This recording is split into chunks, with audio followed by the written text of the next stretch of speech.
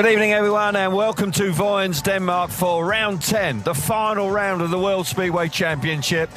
We have a glorious evening. Wasn't yesterday for the SGP2, but here this evening with a fabulous crowd. What scenes we have here to complete the series in 2025. Really is an exciting night ahead of Speedway. We'll take a look at the calendar for you for 2025. 10 rounds, as I say. This is the last one. We have charged around Europe this season, but we have arrived in Vojens, the Vojens Speedway Centre, which hosts this superb shootout for the World Championship in 2025. It really is a mouth-watering prospect. And Denmark, the home, this is the spiritual home of Speedway in this part of the world. What a way to complete the series. Resplendent in sunshine, fabulous crowds, superb atmosphere, and there is so much intrigue here this evening. It really is superb. We can take a look back at some of the action that has happened so far this season.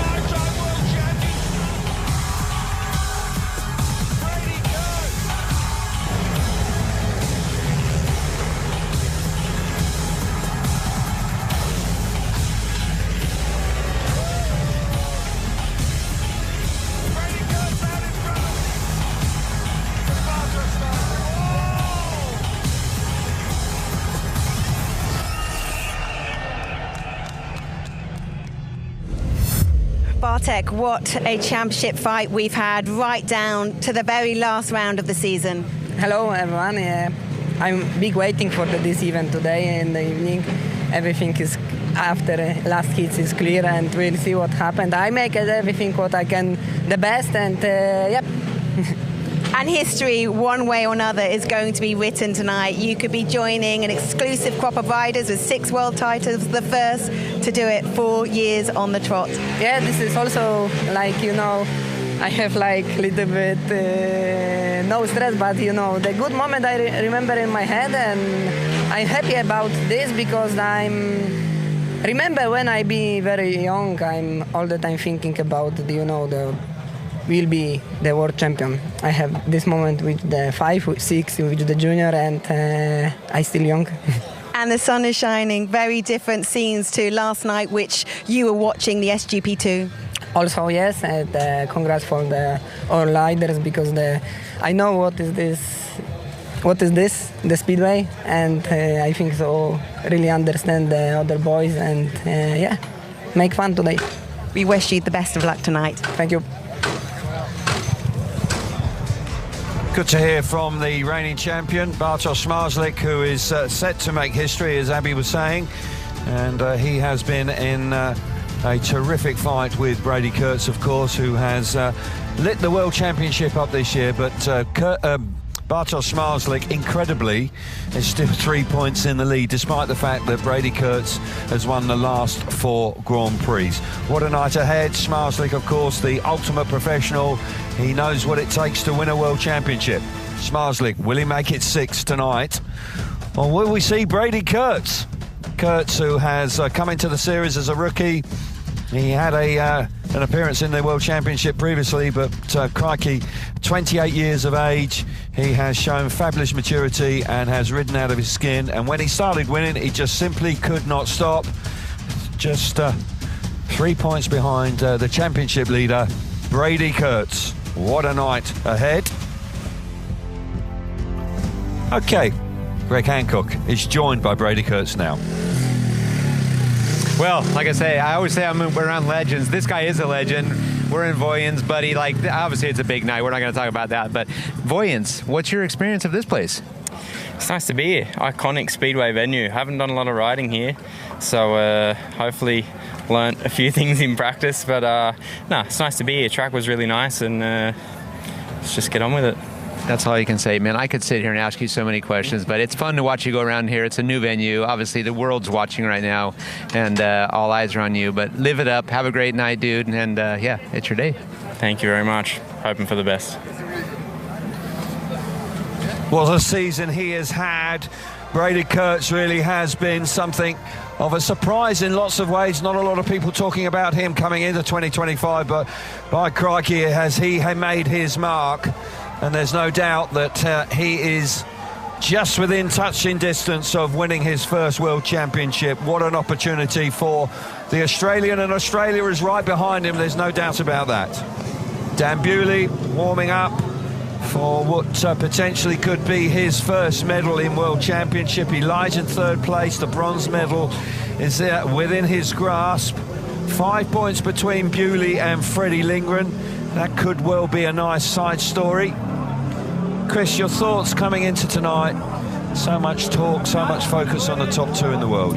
Yes, of course, and there would be. You know, what Brady Kurtz has achieved this season, regardless of what happens tonight, is absolutely amazing. In his debut season, to win 4 Grand Prix, you know, on the trot is unbelievable. Sure. I think, you know, and he should be rightly proud of himself. I'm sure it's not going to get to him tonight. I'm sure he will be doing what he does. He's been consistent off the start. He'll be looking for more of the same tonight. But of course, Marslick, you know, got the experience, hasn't he? Yeah, practice didn't quite go to plan for Brady Kurtz. He doesn't have the most attractive draw here this evening. He gets gate number 3 twice, but as you mentioned, his starting in Grand Prix under immense pressure, he just hasn't missed. I reflect on his performance through the LCQ in Riga when Bartosz Marslick was already in the final, and he turned up and won that night. Won again in Wrocław 2 weeks ago. And these are crucial moments as riders just prepare themselves for the event this evening. The presentation to come very shortly, of course. But we will be able to take a closer look at this iconic track, just as Brady Kurtz described. It really is an iconic track. Ollie Olsen built this place 50 years ago, and we will be able to take a closer look at it with the drone right now. Yeah, at 310 metres, it's one of the smaller tracks on the circuit, but it is fun, as Brady said, as all the riders have said since practice. It's a nice, fun track to ride. It's not difficult to ride. It does open up into the corners. It does allow you to make some moves. The weather always plays its part. Hopefully we've done with the rain. We won't see any more tonight. So it opened up in 1975, the Vojens Speedway Centre, built by Ollie Olsen. And the first Grand Prix in the first season of Grand Prix in 1995, as you rightly say, 310 metres, 10.7 metres wide on the straights. That's plenty of room, actually. It's quite wide, 2% of banking. That's quite standard across FIM tracks. Not quite as wide in this first corner, but again, a bit of banking, but it does run away from you on the exit of turn 2. Same width down the back straight of 10.2 metres with slightly less banking, and roaring into turns 3 and 4. 15 metres wide and a bit more banking on the exit of turn number 4. So they are the statistics for the track here in Denmark, well known to many Speedway fans around the world. And there's no doubt that we are going to be in for some conclusion here tonight. Without doubt, Kubera on screen is already a Grand Prix rider for next year. He came through the GP qualified at Holsted, not too far away from here actually, and won that particular evening, so he secured his future in World Championship. But this man, he's been and done it. We were lucky enough, Chris, to see him burst on the scene as a teenager, and ever since that time he has been on a relentless charge. He's almost addicted to success. He loves winning. Yeah, he is. He's the ultimate professional. He's got a great attitude to his racing. He never gives up. We see that every time. But Vojens Speedway Centre has witnessed so many big speedway events, and it's going to be another one tonight. Indeed it is. No doubt about that. Riders just gathering prior to being called forward to be presented to this huge crowd here in the Vojens Speedway Centre. We will take a closer look at what Greg Hancock thinks about Brady Kurtz. Let's cross over to hear what Greg has to say.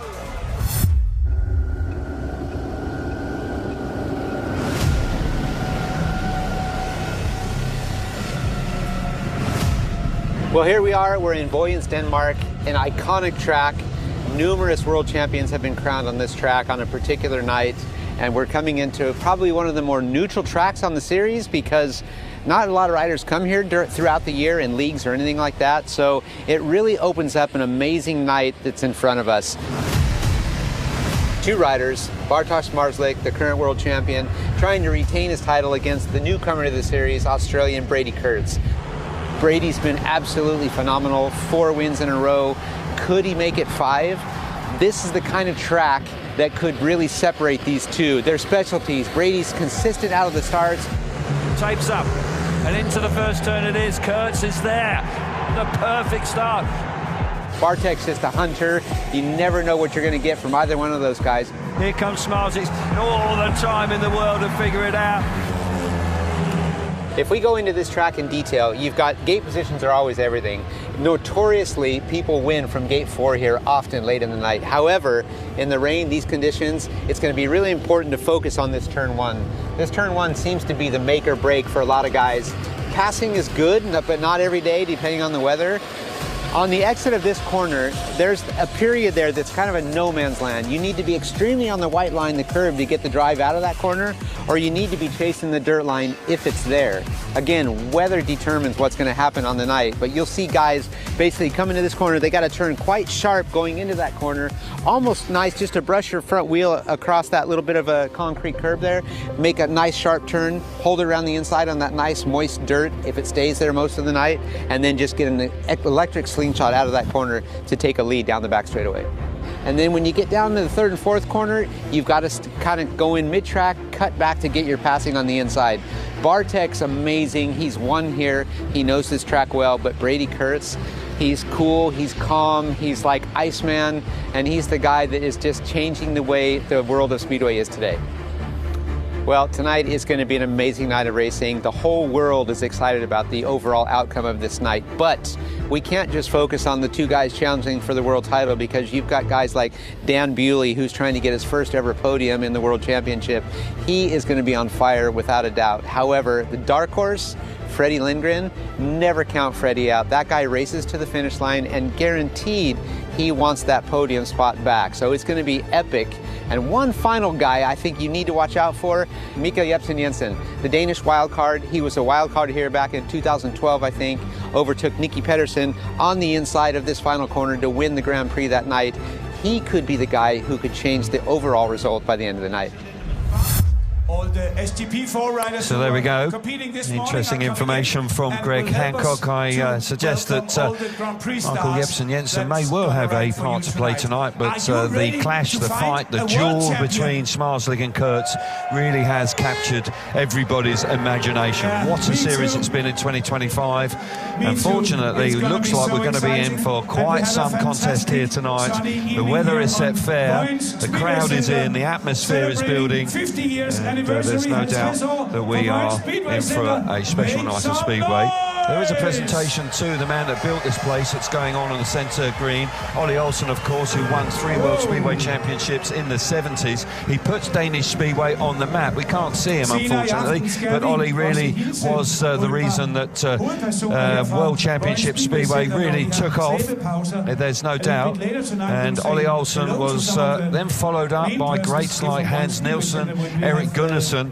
It really was the beginning of a Danish domination, Chris. Yeah, he set the trend for Danes winning individually and as a team. Of course, won a couple of World Finals in Wembley, another iconic stadium, and Sweden as well. But yeah, he built this stadium. He made a great job of it, and it's been a popular venue ever since. Yeah, we moved away from here just for about 5 years, but we're now back with his son running this stadium. Ollie just taking his time, not quite sure where he is, but he's meant to be delivering the World Championship trophy up onto the podium for us. But as I say, we can't really wax lyrical too much about Ollie because he has been an outstanding contributor, not only as a rider but also as a race director for the FIM as well. He was one of the major influences behind the Grand Prix series starting in the first place, so he has without doubt made a huge impact on Speedway internationally and for his country as well. So better late than never, Ollie. Good to see you out there. And there's a wonderful reception. He is a person that transcends the sport, actually, in this part of the world. He is a renowned figure in the Speedway fraternity, but also as a celebrity himself. He is 78 years of age now, but he will be enjoying this moment without doubt. Yeah, so he's savouring the moment, yeah. Which way is that World Championship trophy going to go tonight? Will it be for Australia or will it be retained by Poland? Of course, Bartosz Zmarzlik has won 5 championships in 6 seasons. He's been in a hurry, hasn't he? He has very rarely missed out, just once to Artem Laguta in 21. But here tonight there is every possibility, if Brady Kurtz can just keep his composure, that we could see a new world champion crowned. Ollie, of course, will know all about that. He won his first world championship back in 1971 in Ullevi in Gothenburg, that famous iconic stadium there as well. It was the one-off world championship nights then, back in the day, where you had 5 rides to prove yourself on any particular evening. He won it once in Ullevi, and then he had 2 world championship victories in Wembley. And Ollie, I'm sure he'll be chuffed to bits to be back in the stadium that he built. Yeah, he's a proud man, and rightly so. I was lucky enough actually to ride in the last one-off final here in Vojens. It's a wet night again. Yeah. Rarely was it dry, but so far this evening and today we've enjoyed a good qualifying session, and Ollie Olsen makes his way out to the podium, and there's no doubt, as I've said previously, he has enjoyed that. Historical moment. So the 2 main protagonists just waiting patiently for the presentation. We'll get a little bit more reaction from Abby and Greg very shortly about what's been going on this weekend. Let's get down to them now. Is a great atmosphere, a huge night of Speedway ahead, Greg. It's been a big weekend. Let's start with SGP4 and a wonderful victory for local boy Timo Olsen. Yeah, exactly. I mean, these guys, they've been working hard. It's interesting because the 85cc class here was so big, and now the 190 class is starting to grow a lot, and seeing what the Danes are doing behind the scenes, kind of secretly, the victories are showing. Yeah, and great to see Victoria Cooperson battling it out with the guys as well. Yeah, absolutely. I mean, just to see her enthusiasm, getting the crowd hyped up before she had her first victory, it was absolutely awesome.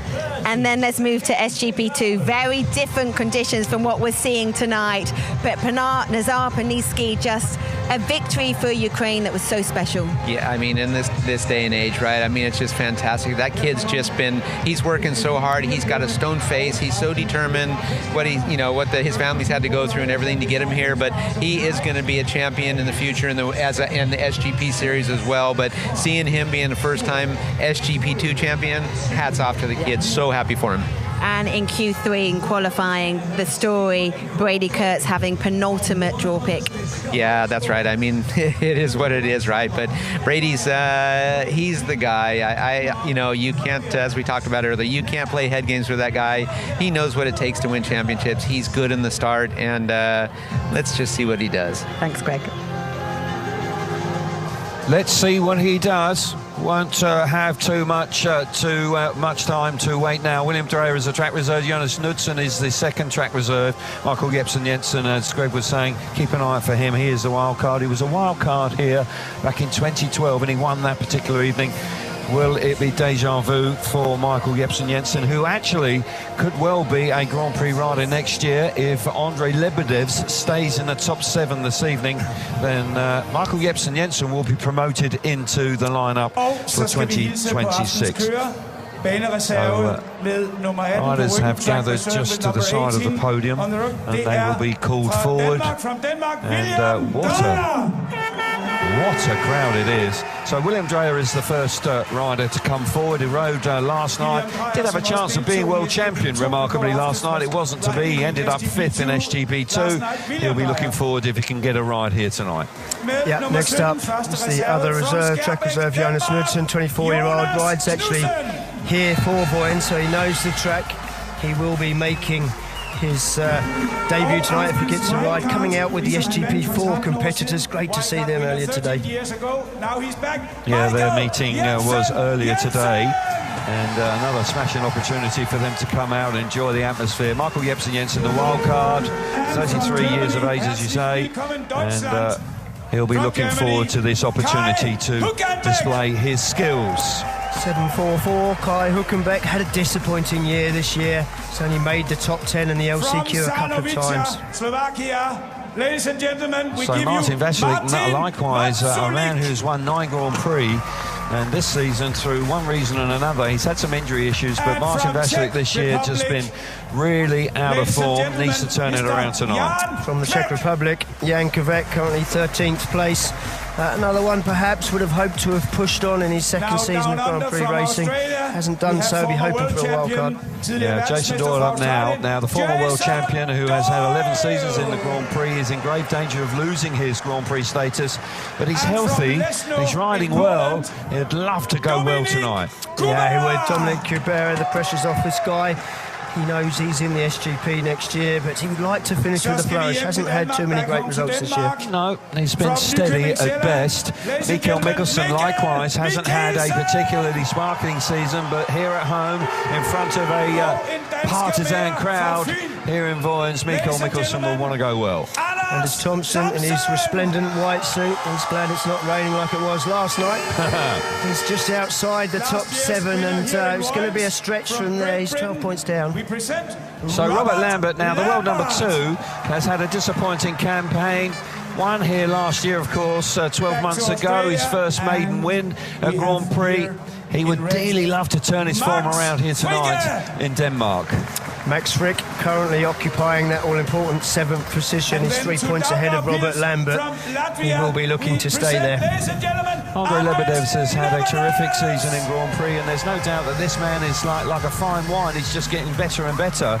And at Grand Prix level, determined man from Latvia. Jack Holt, he's had a consistent season, had that win in Warsaw, was splendid that night. He says he's relaxed, he knows he's in the Grand Prix next year. Yeah. Maybe being relaxed will help him tonight. Freddie Lindgren now he had a very disappointing night in Wrocław 2 weeks ago, where he slipped down to 4th place. Needs to bounce back tonight. Freddie, a proud man, a veteran these days, looking to try and grab 3rd in the world. Yeah, a man who didn't have a disappointing night and went up the leaderboard was Dan Bewley to take the bronze medal position. He's got a 5-point lead over Lindgren. They are locked in a battle. Next man up, of course, Brady Kurtz from Australia. What a night ahead for Brady. He's won the last 4 rounds. What a moment it is. Brady Kurtz, will he be crowned world champion tonight? Well, not if this man has anything to do with it. Bartosz Marslik holding a slender 3-point lead. He wants to make it 4 consecutive SGP championships and join that elite club with Tony Rickardsson and Ivan Major of 6 world championships. Indeed he does. They are the competitors for the final round of the 2025 World Speedway Championship. What a night ahead. Fabulous atmosphere. We will now pause for the national anthem of Denmark, sung by Nana Gundersen. Vores dejlige sangerinde til nationalmelodien, datter af Erik Gundersen, daughter of the legend Erik Gundersen. I give you Nana Gundersen!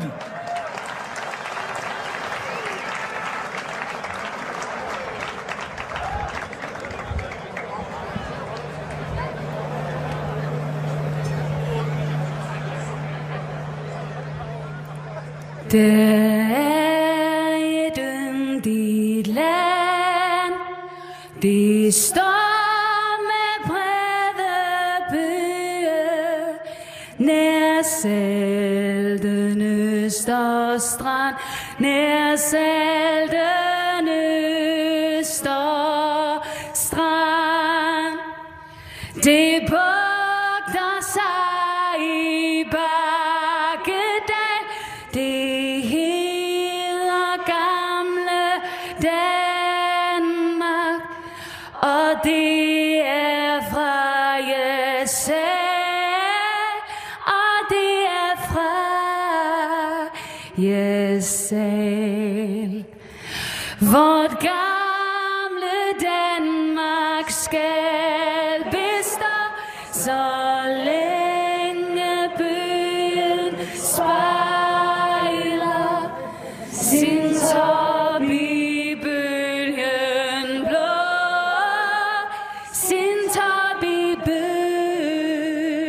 blå. Beautifully sung by young Nana out on the centre green. She's been doing it for some time, and I must say that once again performance was out of the top draw. So the family photograph with the SGP4 riders, fabulous scenes up on the podium prior to the evening getting underway, the action getting underway anyway. And right now Vojens is just about perfect sort of conditions for racing. Riders making their way back to the pit area before heat number 1.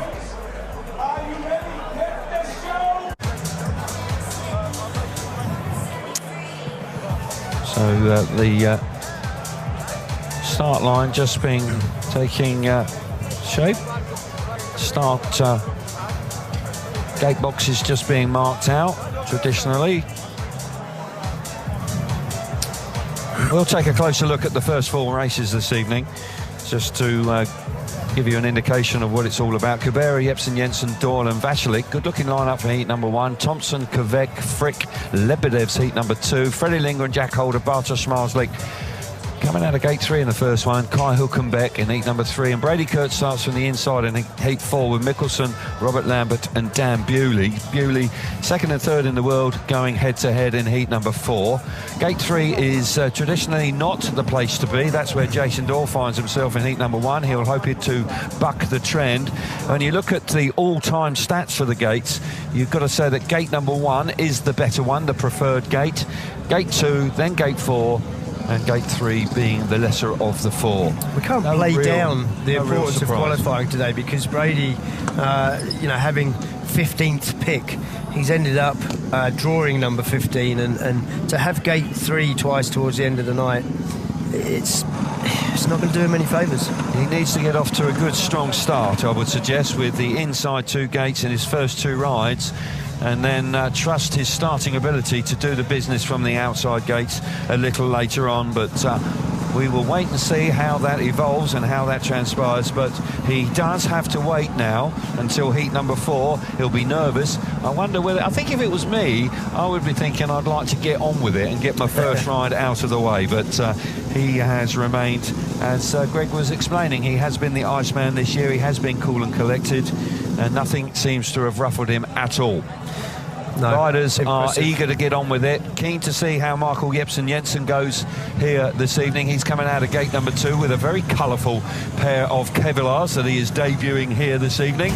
Not quite sure what to make of it, but they are certainly eye-catching. Heat number 1, here we go, round number 10 in the Vojens Speedway Centre. What a night ahead. Former world champion Jason Doyle out here in the first race. Kubera roaring up, couple of practice starts just to settle the nerves down before they approach the tapes. So many stories to play out here, Kelvin, tonight. Smarslik, Kurtz, who's going to be champion? Yeah. Bewley, Lindgren, who's going to get the bronze medal? Frick, Lambert, who's going to make the top 7? It's all ahead of us. Indeed it is. So plenty to keep us entertained, that's for sure. Riders just beginning to make their way forward. Martin Vasilik there just approaching gate number 4. Disappointing campaign for Martin. He had some injury issues mid-season, but one way or another he just hasn't been able to get on a really good roll this season. His form has deserted him in Grand Prix. Can he turn that around here this evening? Kubera back in the Grand Prix in 2026. He's delighted about that. The line-up for the first race of the evening: Kubera on the inside in the red helmet colour, Jepsen Jensen gate 2 in blue, Jason Doyle gate 3 in white, and Martin Vasilik will start from the outside in the yellow helmet colour. 23 races for us to enjoy here tonight, and let's hope that the conditions remain as they are. I'm sure the racing will be red hot. And of course we have, it's been named the Weekend of Champions. Absolutely right. We have a new SGP2 world champion in Nazar Panitsky, a new brand new SGP4 world champion and young Olsen, who is going to be the SGP world champion tonight. We're away, we're racing, charging towards the first turn. Kubera gets there. Whoa, that's tight going into the first turn. Michael Jepsen Jensen completely carved up in the first corner. It's Martin Vasilik holding firm around the outside. Doyle's coming up the inside, no room through there with Kubera slamming the door shut, but it's allowed Martin Vasilik back round the outside, or has he? Kubera hanging on in front, it's tight down the back straight. Yeah, Martin Vasilik just gradually building up momentum, maybe gone a little bit wide there. Looks like he is going to just deal the march. Coming down into turn 1 to start the 3rd lap. Doyle now up the inside, he's time to cut back, they've hit. He's not going to get there, I tell you what, he's got some speed though. Jason Doyle up the inside, Kubera likewise coming back at Martin Vasilik. You can throw a blanket over the first 3. What an opening race this is. Now down the back straight for the final time. Nothing to choose between the front 3. Martin Vasilik, been out of form, but he's wound it on and he wins the first race of the evening. What a way to open the Grand Prix here in Vojens this evening. All sorts of fireworks going on there. Not sure I'm going to last 23 races if it's like that throughout the evening. But if that's an indication of what we're in for, it's going to be a cracker. Vasilik, 3 points. What a ride. 2 points for Kubera, 1 point for Jason Doyle in 3rd, and Michael Jepsen-Jensen just got beaten up in the first corner and couldn't land a blow. But I'll tell you what, that track looked absolutely spot on. Yeah, track looks great. Very tight in this first turn. You can see Kubera on the inside, gets there. Doyle's tough, he keeps it on, he gets across. Jepsen-Jensen has to back out of it. And it takes a couple of laps for Martin Vasilik to wind it up. He's just gradually getting there. Kubera never quite gets in front of him to give him a little knock, send him too far. And once Martin Vasilik got himself in front, there's the contact. Doyle, that entire race, was looking for a way up the inside, never quite got there. No. Kubera standing firm, but a great race to open up with. Fabulous opening 4 laps here in Denmark tonight.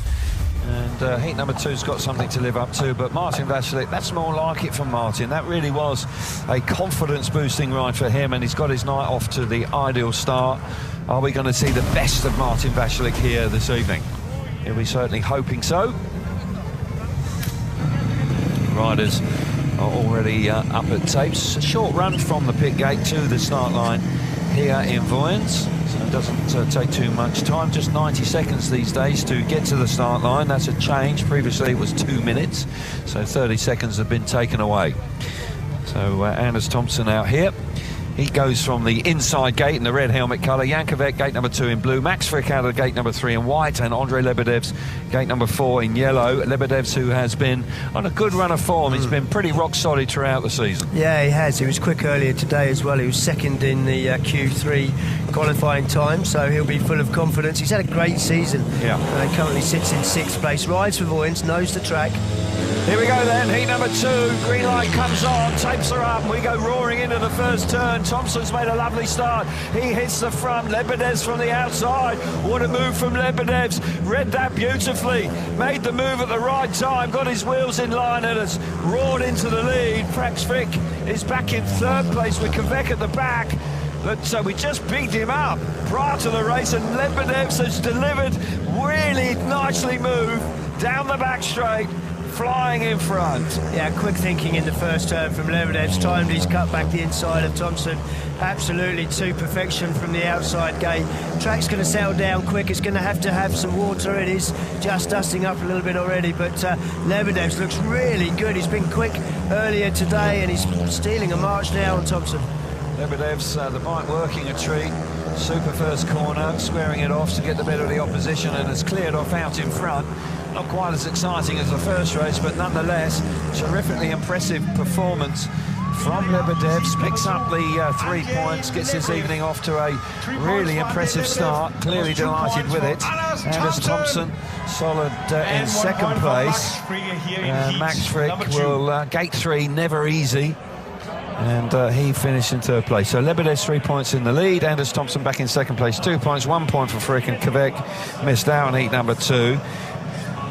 As I say, it's all about the first corner here with Lebedev's, the way he squares it off, just enough room, and he timed it perfectly. Yeah, you can see there, he's just got 2 fingers on the clutch, working it really hard to make sure the bike keeps its forward momentum, and then just cuts back just at the right time. Wheels in line way before anybody else.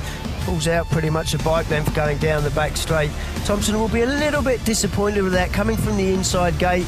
If he could have just crept it around the curb, he probably would have stayed ahead. But cracking opening ride for Lebedevs. He can't actually improve on his 6th position, but he will want to finish on a high. Yeah, I think he's searching for a Grand Prix victory. That's really the next target for him, and why not tonight? Starts in fine style here tonight. So heat number 3 riders are entering the arena, and we will see the reigning world champion and the leader of the championship for the first time this evening. And he has got gate number 3. Can he buck the trend? Gate 3 not easy to pick up a win. He might well be able to do, and it would be a big bonus if he can win first time out from gate 3 here tonight. He had the 4th pick of gates as he finished. He had the 4th quickest time in Q3, which was a little bit of a surprise. But I say practice and qualifying didn't go particularly well for Freddie Lindgren, but it has transpired that he will have the inside gate here. He'll be looking to start strongly tonight. Lindgren's on the inside in the red helmet colour. Jack Holder, gate number 2 in blue. Bartosz Marslik, gate 3 in white, and Kai Hulkenbeck will start from the outside in the yellow helmet colour. Gate 4's looked pretty impressive so far. It's certainly looking good in the first couple of races. Can Kai Hulkenbeck do something similar, or will the championship leader, the world champion, do the business from gate number 3? We're racing and away we go. Roaring into the first turn. Freddie Lindgren gets there. Holder jumps back to the inside, but look at Smarslik. A lot of racing room. He roars around the outside of Lindgren. Oh, that was a lovely move from Smarslik. Probably couldn't believe quite how much racing room he had. Holder's come roaring into 3rd place. But what a start from Bartosz Smarslik. Yeah, Smarslik was left the edge of the dirt. It was absolutely perfect for him around the first turn. He actually reacted well, but spun up on the slick stuff all the way to the corner. Almost got swallowed up. I bet he couldn't believe that the track was there for him, just on the edge of the dirt to ride through. Jack Holder now putting Lindgren under a little bit of pressure. Got a feeling if Lindgren, he does move off the curb, got away with it. But yeah, it's difficult to get around people at the moment. Smarslik's cleared off out in front. Thrown the gauntlet down to Brady Kurtz, is looking on. He's gone further and further away. An impressive opening gambit from the world champion.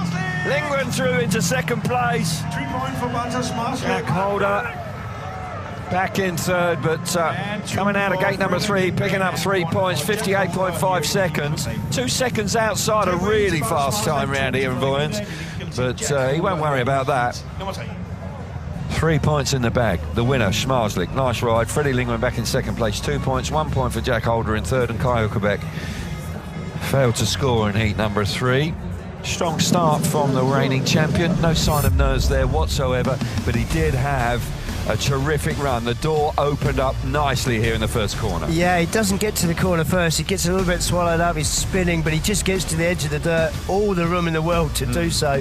But he couldn't believe his luck. And once he hit the front, wow, so much speed. Real statement ride from gate number 3 in his opening ride to put as much pressure on Brady Kurtz as possible. Brady's had to watch that. Hasn't had his ride yet. He's coming next. Bartosz Smarslik. I saw him ride in Birmingham, actually, incredibly, in a British League match a long time ago. That was the only appearance he's had for a team in the UK, but clearly it worked its magic on him, because he's never looked back. Wouldn't have been the same rider without it, would he? Absolutely not. Brady Kurtz, first time out on track. How's he feeling? He'll be feeling a touch nervous, no doubt about that, but he has shown tremendous composure throughout this campaign. Robert Lambert, the world number 2, who won here 12 months ago, he'll be looking to finish the season with an improvement in his performances. He's had 4 LCQs he's missed. I mean, it really has been quite a difficult four season. 4 times he's failed to make the top 10. Which is surprising. Someone who came into the season as the world number 2 is remarkable.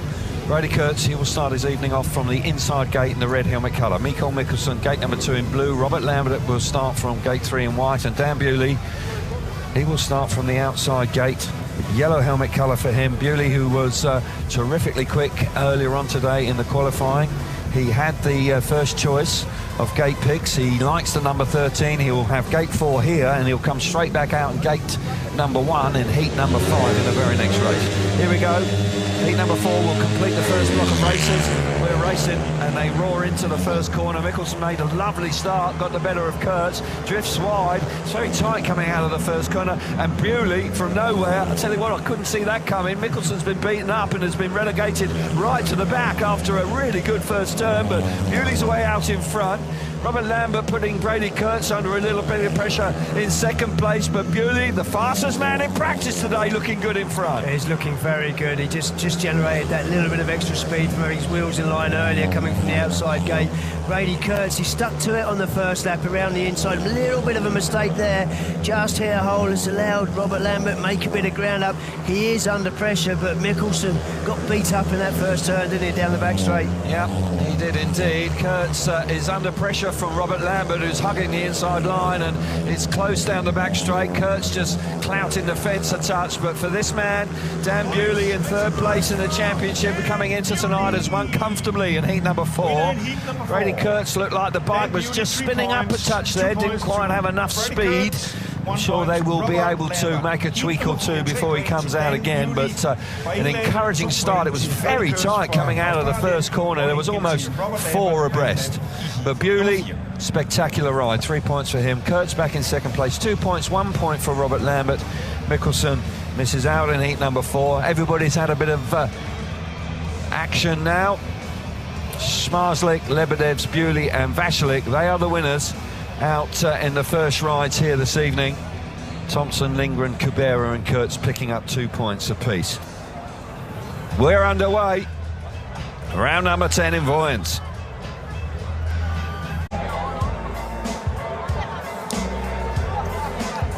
So Dan Bewley will be coming out for his second consecutive race after a super ride in heat number 4, but it's a tough-looking lineup here in heat 5, and Bartosz Smarslik and Bewley both unbeaten so far. They won their opening rides, and Kubera and Thompson on gates 2 and 3. Good-looking lineup there. We're allowed to take now, the graphics up now. Bewley, Kubera, Thompson and Smarslik. That's the next race up.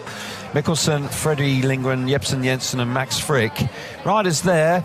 Certainly Jepsen Jensen will be looking for better. Jack Holder, Brady Kurtz, Kvek, Doyle in heat number 7. Kurtz will be looking for his first win of the evening. And Vasilik, Lebedevs, Hülkenberg and Lambert, 2 race winners off the inside 2 gates in heat number 8. So that's the next 4 races for us. So Smarslik getting on with it. He could well have 6 points in the bag here before Brady actually and is in on 2 points. And not sure it was ideal to have to wait until heat number 4. I'm sure you would have preferred to have got on with a little bit earlier, but get the feeling he didn't quite have the bike set as we would have liked. It was just spinning. It looked like it was spinning too hard on the slick surface. So maybe a gear ratio change or a slight tweak to the carburation, one of those two, just to get a bit more grip.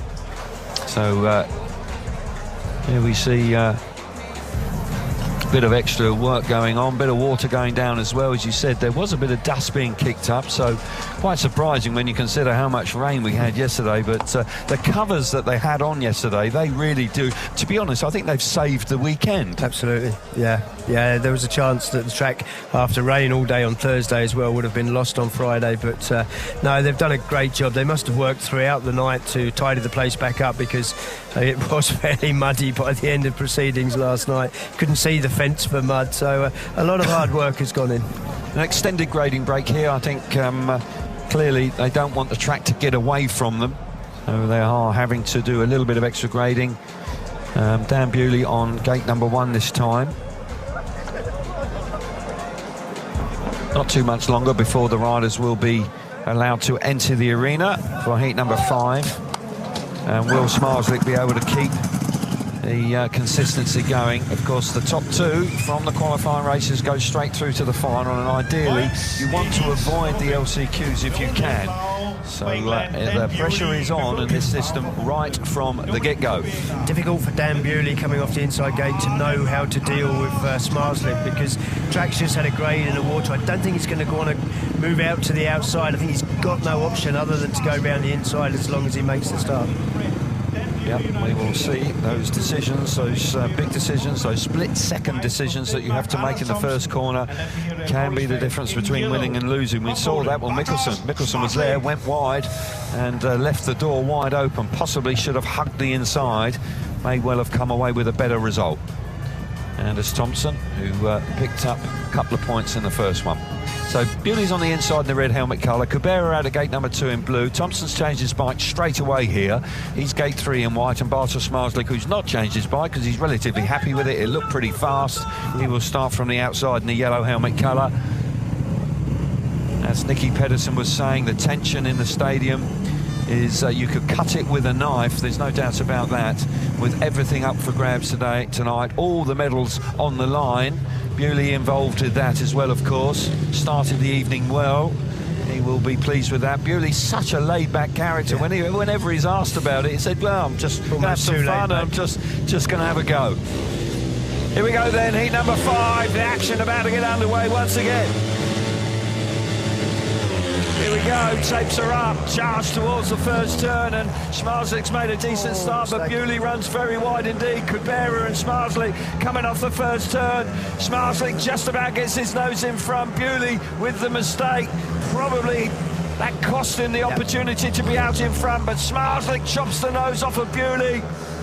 And this is a strong start from the reigning world champion. It's difficult to say that Smarslik got lucky there because of Bewley's mistake. He was there, he was in a good position to take full advantage of it. Bewley's got speed, he's able to race him. Certainly Smarslik's not having this one all his own way. It's going to be difficult for Dan to generate that speed. Can he do it? Dan Bewley looking threatening in second place. Smarslik spinning up on the slip surface, no question, having to work over time, now drifting a little wider. He'd hugged the inside curb throughout, and as they go into the final corner on the final lap of heat number 5, Smarslik remains unbeaten. He moves on to 6 points out of 6. Bewley back in second place. He moves on to 5. And Bartosz Smarslik has come out swinging tonight. As we said, there's no way Smarslik's going to give this up. Kurtz is going to have to win it. 3 points for Smarslik. Determined ride from him. Dan Bewley quick in second place. 2 points, 1 point for Kubera. Thompson missed out in heat number 5.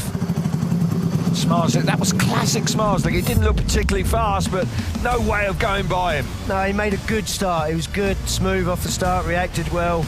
Got the bike there, but Bewley's there, but he just gets a little bit of extra grip going into the corner. Wrong place for that, moves out far too wide. By the time he recovers it, Smarslik's got his wheels in line, he's gone, he's down the straight, he's in front.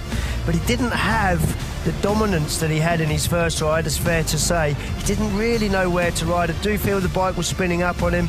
Do feel he'll be back in the pits now talking to his team, saying I need the bike to go forward a little bit more for me. But 2 out of 2, you know, couldn't ask for more. It's on the way. The conditions were quite different in his second ride to his first one. The first one, the track was probably absolutely spot on, but it dried quickly and they've watered, which they don't want the track to get away from them, which is understandable. I think number 6. And riders out for their second ride here, and riders needing some points actually, Mikkelsen being one of them. The Danish man, he'll want a big night tonight. He's changed his bike, he starts from the inside in the red helmet colour. Freddie Lingman, gate number 2 in blue. Michael Jensen looking for his first points of the evening, gate 3 in white. And Max Frick off the outside in the yellow helmet colour. Tough opening ride for Michael Jensen. We didn't see the best of him. He got cut adrift and couldn't quite land a blow because it was a tremendously exciting race in truth in that first opening game. Heat 1 really did burst into life, no doubt about that. Freddie Lingman under pressure already because Dan Bewley going along nicely. Here we go then, heat number 6. Tapes are up and we roar into the first corner. It looks like Freddie Lingman's got there, middle of the track. Mikkelsen around the inside, but Freddie's bike working well. Here comes Jensen trying to get the better of Frick. He comes through into third place, but crikey, he very nearly ran in the back of Mikkelsen. He's run wide and has found himself at the back, but Freddie Lingman looking good here. He finished second in his first one. He's going to turn on the style here.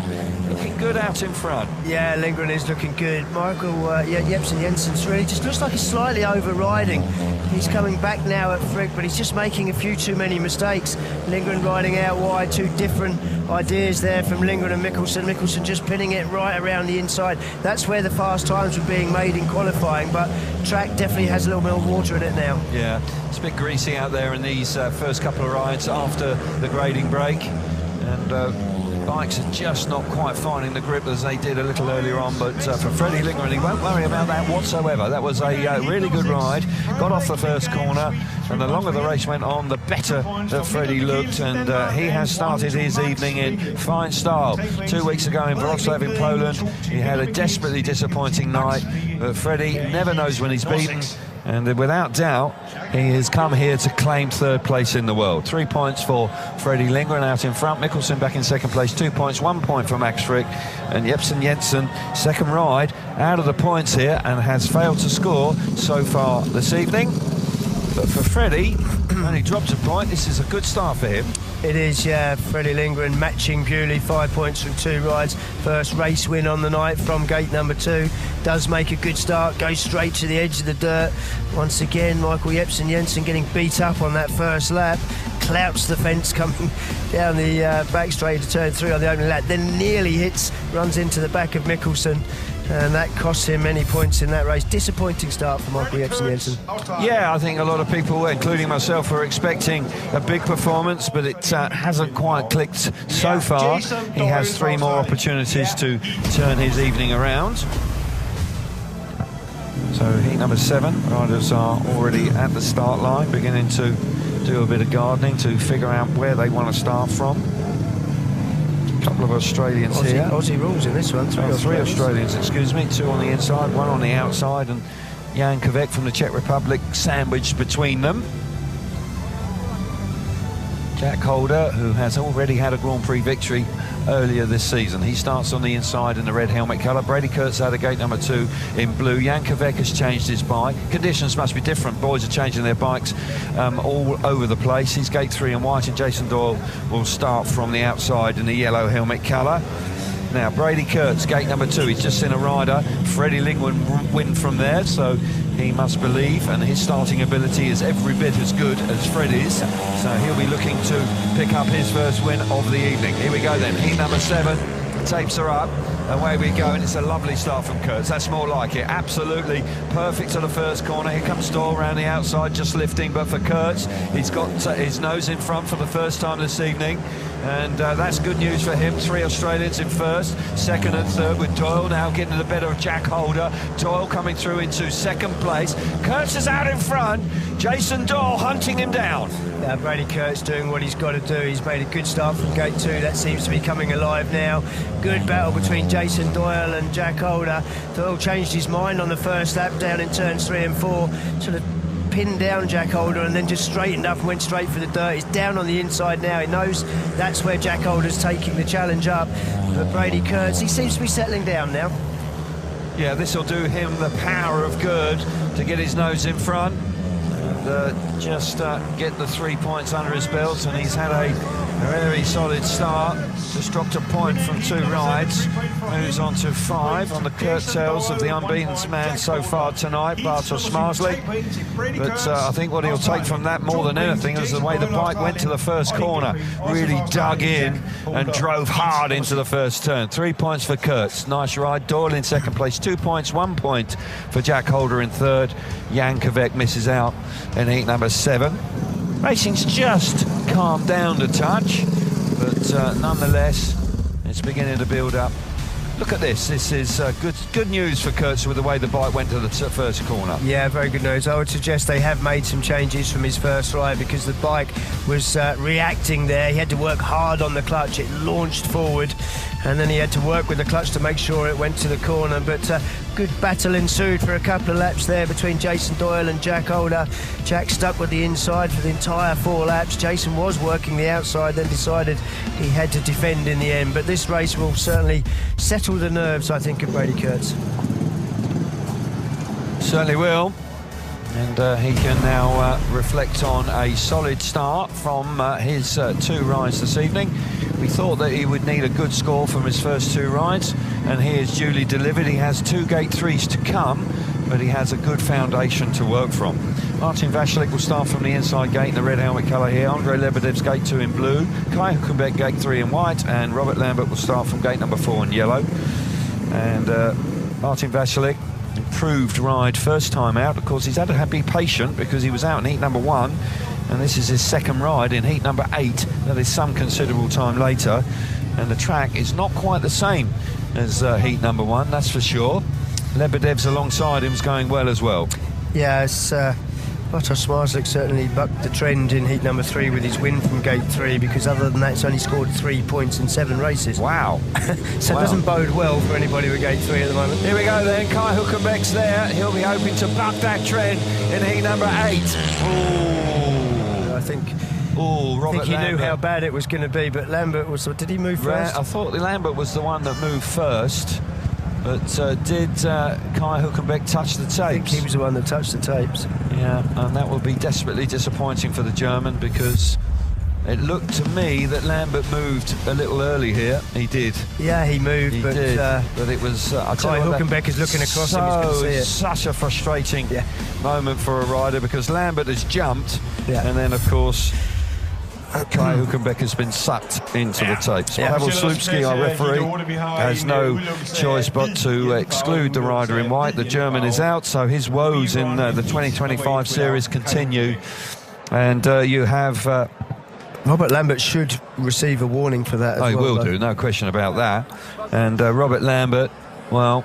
Again, a little bit nervy on the start, you would suggest, with that movement, desperate to get amongst the bigger points. But for Kai Hülkenberg, all of us as riders have experienced that, and it really isn't very pleasant at all. So a reserve rider coming in here in Jonas Knudsen with the number 17 on his back. He will replace Kai Hülkenberg. Not sure he'll be that excited coming off gate number 3. Robert Lambert coming forward again. Ja, heat nummer 8 skal vi lige komme med en korrektion. Vi har også en Robert Lambert coming forward now. So he has fond memories of Denmark. Of course, he won the Grand Prix here last year. But 2025 has not been the same season as 2024. And with the warning now, he will have to be more disciplined on the start. He can ill afford to do that again. If he does move like that again, he will then be excluded. So as I said previously, Jonas Knudsen coming in here, he will be the man to replace the excluded rider, Kai Hülkenberg, and he will start from gate number 3, thrown in at the deep end, I would suggest, for the young Danish rider here in heat number 8. Well, he knows the track. I'm sure he'll want to get involved and impress this large Danish contingent in the crowd. Martin Vaclik. Difficult to really pinpoint where the form has gone this year, but has started strongly so far this evening, and so is Lebedev's. Here we go then, heat number 8. Away we go, everybody's disciplined this time. Martin Vaclik, superb to the first corner, allows the bike to go across the first turn. Lebedev's coming up the inside. Lebedev's nails Martin Vaclik down the back straight. Up the inside because Robert Lambert. Can Martin Vaclik respond, because he's gone from first to third? Lebedev's absolutely perfect move down the back straight. Robert Lambert looks like he's got some speed. Yeah, frustration for Vaclik. He was the quickest one off the start, but he didn't make the first turn work for him. And Robert Lambert now putting a lot of pressure on Lebedev's. I don't think Lebedev's... Oh, we've got a faller there. Knudsen's gone down at the back. But Lambert is all over Lebedev's. What's he got? Can he make some straight lines? Can he make longer straights? Find that speed. Robert Lambert working overtime, back in second place. Lebedev's with the move earlier on to get himself to the front. Martin Vaclik now cut adrift in third place. And Lebedev's, he's going to remain unbeaten as well, and he's going to join Bartosz Marslik at the top of the charts, leading away on 6 points. He came under a lot of pressure from Robert Lambert there throughout the race. Robert Lambert certainly showing some good speed in second place, but Lebedev's hangs on. 3 points for him, 2 points for Lambert in second place. Vasilik back in third. And Jonas Knudsen had quite an eventful race there. He was off the bike, he was back on the bike, and eventually he did finish. So fair play to him. Here's the position after everybody's had a couple of rides. 6 points for Smarslik and Lebedev. Stan Bewley and Kurtz Lindgren on 5. Martin Vasilik on 4 points. Kubera and Jason Doyle on 3 points each. That is the top 8 so far this evening.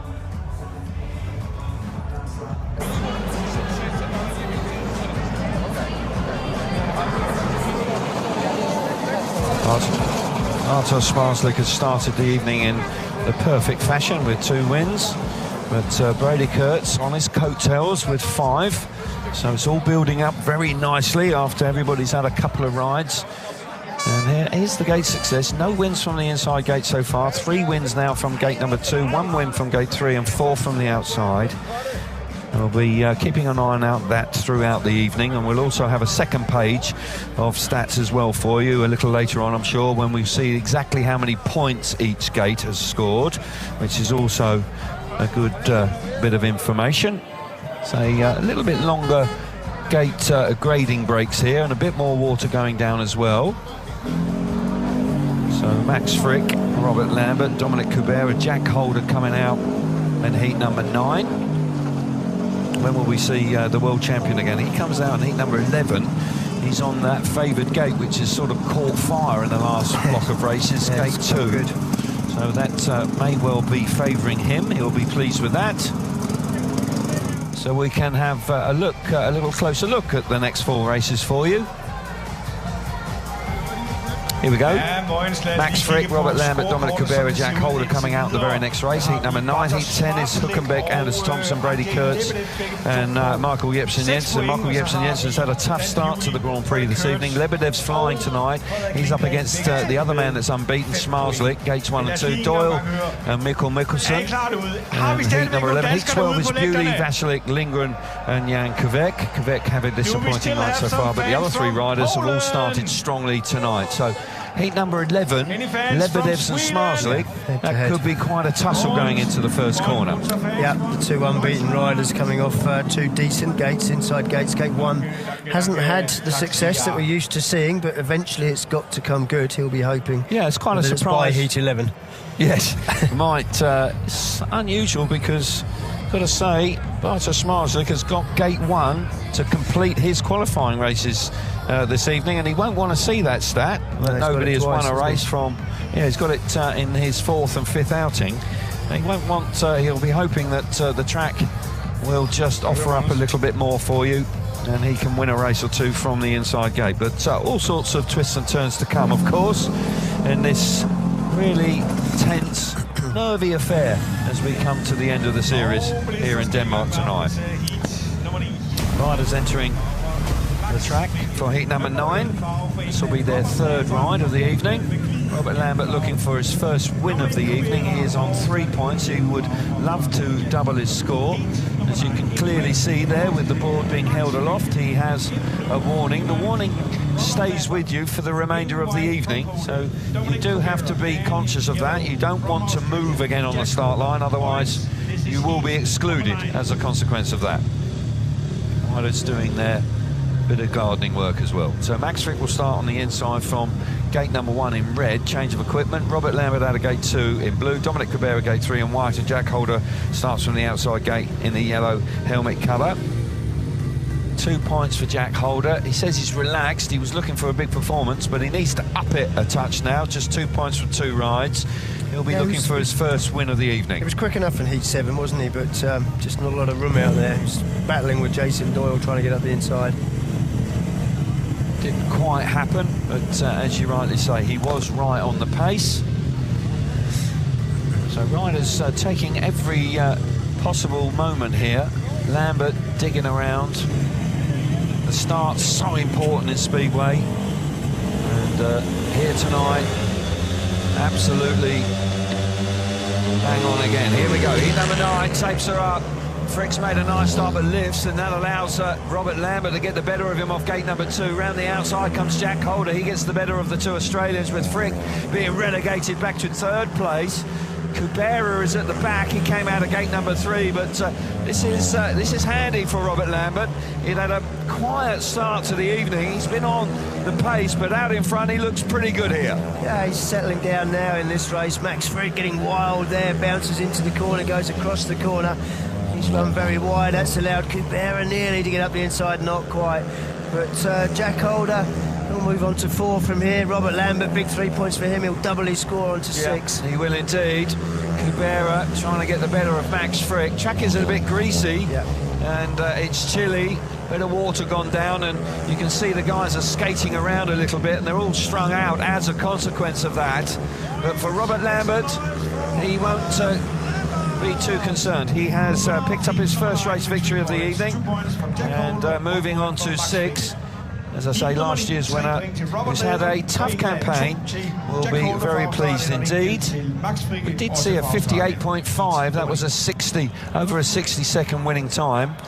So 3 points for Lambert. Jack Holder in 2nd place, 2 points, 1 point for Max Frick, and Dominic Kubera misses out in heat number 9.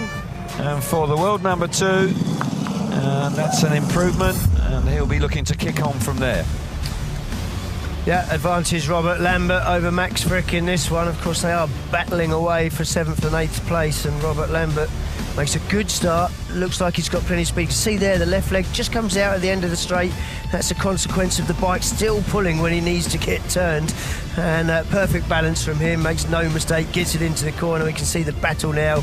Max Frick and Dominic Kubera at the back. Max Frick just getting the advantage on that one. Important point for him. He hasn't had the best of starts. 3 points, 3 third places from him. Yeah, a slow start for Frick, when in truth he really could be kicking on here tonight. He'll need to turn it around. Robert Lambert, who is 3 points behind Frick for 7th place, is now just taking a touch of an advantage, but they're looking like LCQ candidates here this evening. Well, Frick actually has got to do something. He needs to win. You need 6-7 points around there to make sure you just creep into the LCQ. Right now he sits in 11th place. Yeah, and on that sort of score you need to have that race win, don't you? You do indeed. Hülkenberg here, back out after the exclusion last time. Gate number 1 in red. Anders Thompson gate 2 in blue. Brady Kurtz will start from gate number 3 in white. And a change of bike here for Michael Jepsen Jensen, who's had 2 rides and has failed to score so far. He's got gate number 4 in yellow. Brady Kurtz on 5 points, a 2nd place and a win last time. I've got to say, even though he's got gate 3, he's favourite for me here. He made a great start out of gate number 2 last night. Can he replicate that now? Away we go. Thompson's made a lovely start out of gate 2. Gate 2 really is working very well indeed. Here comes Kurtz. Kurtz coming through into 2nd place. Michael Jepsen Jensen round the outside. I tell you what, Kurtz has dived down the inside of Anders Thompson, and Kurtz has fired himself to the front. What a superb move from him. Thompson just moved over and Kurtz took full advantage. Yeah, Kurtz cool as you like. He just sat on the bike, just kept the throttle on, and tempted Anders Thompson to move out of his way. It was absolutely perfect. It's all going on now. Jepsen moves into 2nd place. Now Thompson coming under pressure there from Kai Hülkenberg at the back. Thompson going backwards. This is a little bit better from Jepsen Jensen on his different bike. Yeah. But Brady Kurtz, another 3 points. So that's very important for him. Looking good for Brady Kurtz with less than a lap to go in heat number 10. And this championship title fight is well and truly on here tonight. Just a point between the top 2 in the world, and Kurtz back-to-back victories for the Australian.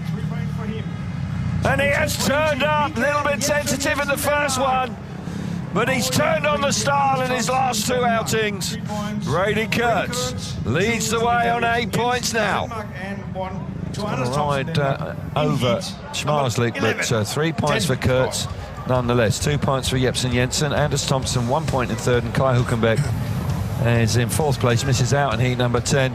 That is a significant ride from Brady Kurtz. He's got the points on the board before Schmarslik has his 3rd ride.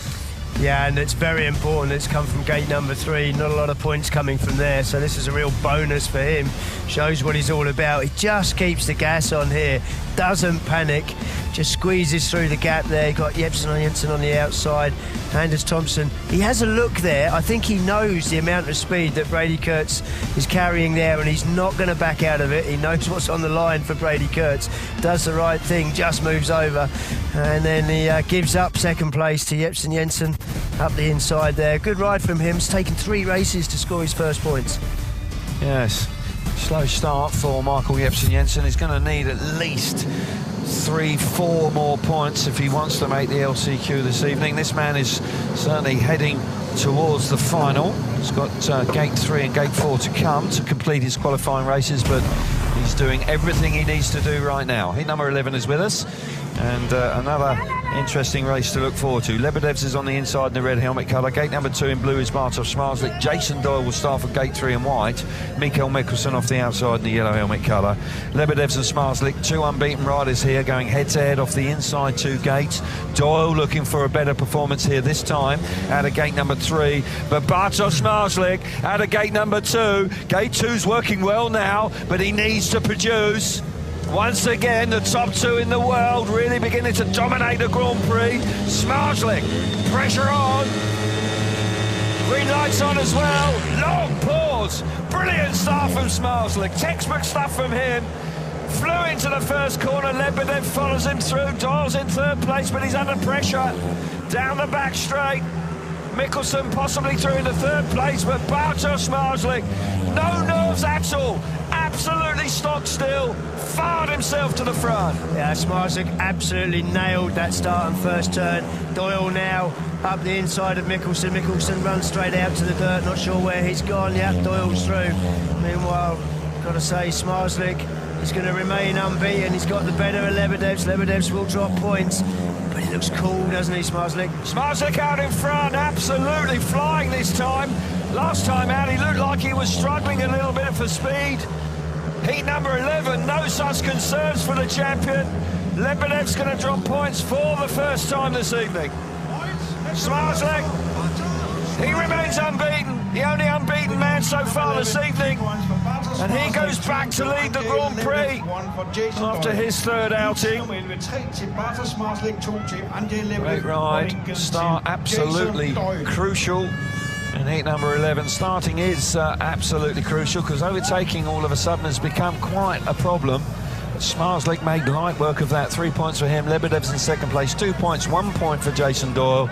And Mikael Mikkelsen missed out in heat number 11. Smarslik and Kurtz. You can't take your eyes off of it. Lebedev's also in the thick of the action as well here. Yeah, immaculate from the start, Smarslik. You can just see there, he's got his peak down, he's looking down, he's keeping his weight over the front, doesn't want the bike to lift on him, just goes straight to the corner. Absolutely superb. Lebedev's is no slouch off the start, and he just couldn't live with him. Great battle for a couple of laps at the back there. Doyle taking no prisoners, with Mikkelsen coming in to turn 3 on the 2nd lap. But no, Bartosz Smarslik, he looks relaxed out there. He's just doing everything right, isn't he? He looks really... Well, he had the speed there. He looks Lebedev's just been quick all night. He has, and Lebedev's has been going well, but Bartosz Smarslik with 2 inside gates to come. Actually, I'm sure he would have thought that the inside gate would have been more fruitful, but right now the inside gate is not. He'll be hoping to buck that trend. Heat number 12 will complete the 3rd block of races. Here they are. Boys are at the tapes, and Dan Bewley will start from the inside gate. How will he go? He's got the red helmet colour on. Martin Vashlik, gate 2 in blue. Freddie Lindgren, gate 3 in white. And Jankovic, who hasn't scored a point so far this evening. A change of equipment, gate 4 in yellow. Dan Bewley going along nicely. He's on 5. He'll be possibly... going out on a limb here, you'll tell me if I'm wrong, might well be the first man to win from the inside gate if he wins this race. Yes, he would be. And heat number 12 at the midway point, effectively. I'll tell you what, that is very unusual that gate number 1 hasn't won a race so far. It's all very tight for that race to make the top 2 go straight to the final. You've got Lindgren, Bewley in this one. Someone's going to drop a further point. They've only dropped a point. Lebedev's, Kurtz, they've only dropped 1. Smarslik, Max. Tight indeed. Here we go, heat number 12. Looks like Vashlik has got there. He gets the better of Bewley. Vashlik really looks like he's got the bit between the teeth here this evening, and this is encouraging signs for him. Jan Kvek on the change of equipment, roaring around the outside, gets the better of Lindgren, who's trapped at the back. Bewley has got the upper hand in the race for third place, you would suggest right now. He's in second place, but Martin Vasilek, well, this is a big improvement from him. Yeah, this is probably doing Kurtz a bit of a favour with Vasilek out front, Bewley dropping another point, Lindgren dropping points, but Bewley's got the speed. If he can just make long straights, I've got a feeling he could find a way past Martin Vasilek. You'll have to knock him out of the way, though, because he won't get out of the way. Martin Vasilek into the last lap. Dan Bewley lurking there up the inside, trying to make the bike work, can't quite get there. Into the final corner of heat number 12. The run to the line, and Martin Vasilek hangs on for an important victory for him. And Martin moves on to 7 points from his 3 outings so far this evening, and that is a much more performance that we have become accustomed to seeing from him. He has had a disappointing campaign, really has been out of sorts, but tonight he is looking like he's back to his best. 3 points for Vasilek.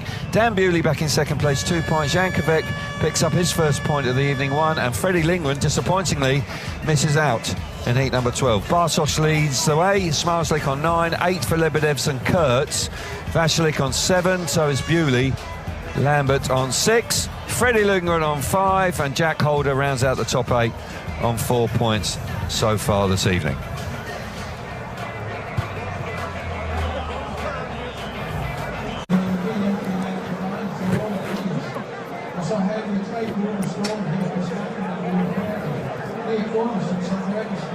Track rating continuing.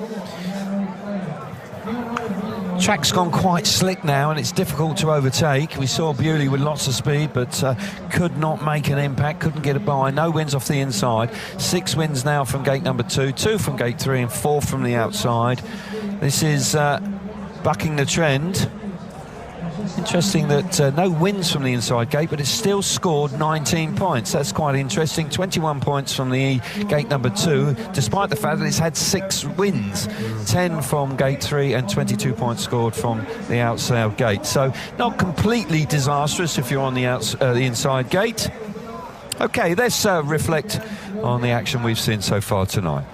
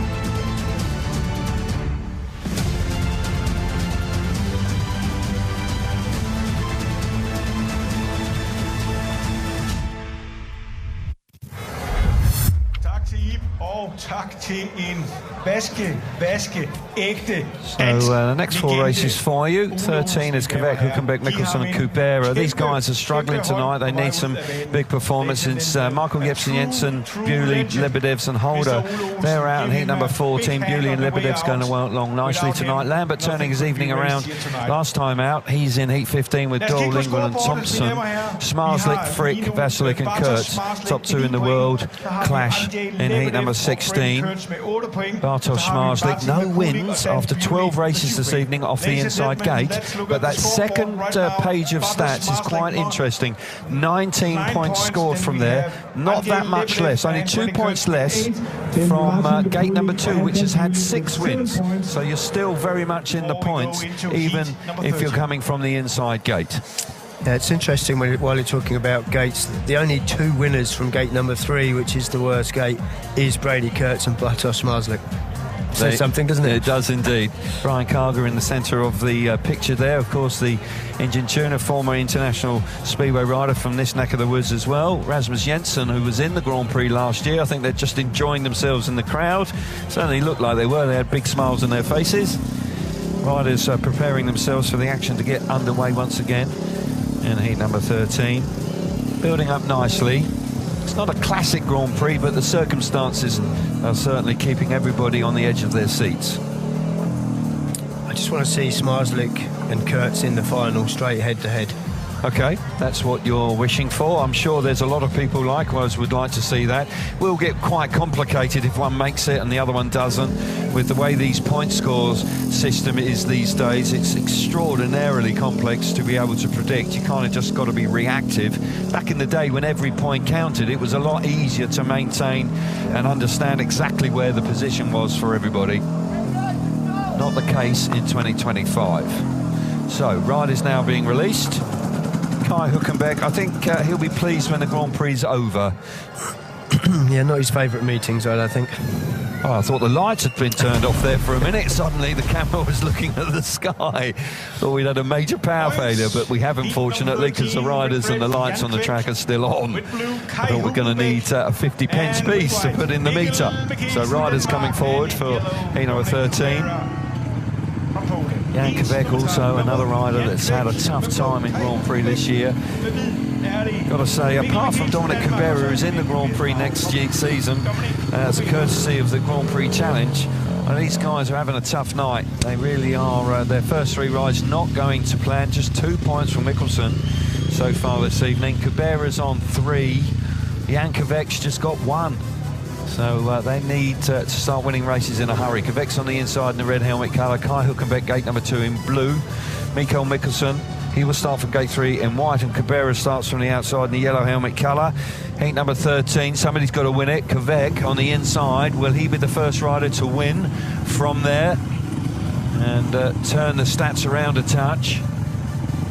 But riders... I think you're seeing extra work going into the start line because overtaking is really difficult now. The first race has sort of lulled us into thinking that the meeting was going to be just all action, but subsequently it's been really difficult to overtake. So getting away from the tapes, hitting the front, going into the first corner, absolutely vital. Here we go. Racing away into the first corner. It looks like Hülkenberg's made it from gate 2. Lovely run into the first turn for him. Mikkelsen round the outside, trying to wind it on down the inside. He's going to get there. Lovely move from Mikkelsen. Best move for him this evening, without doubt. Kvek holding the inside, coming through into 3rd place. But Mikkelsen, the Danish man, making the move, hits the front in heat number 13. Mikkelsen raises the noise levels here in the Vojens Speedway Centre. It's one of the first times we've really heard the crowd getting behind one of their Danish riders as he hits the front going into turn 3 on the opening lap. It's much better from Kai Hülkenberg. These will be his first points. He's starting to work it out. He's starting to make a few lines up there on Mikkelsen. In 2nd place, Hülkenberg, but see there, just looking over his shoulder. And Kvek, just 1 more point for him. Kubera disappointing at the back.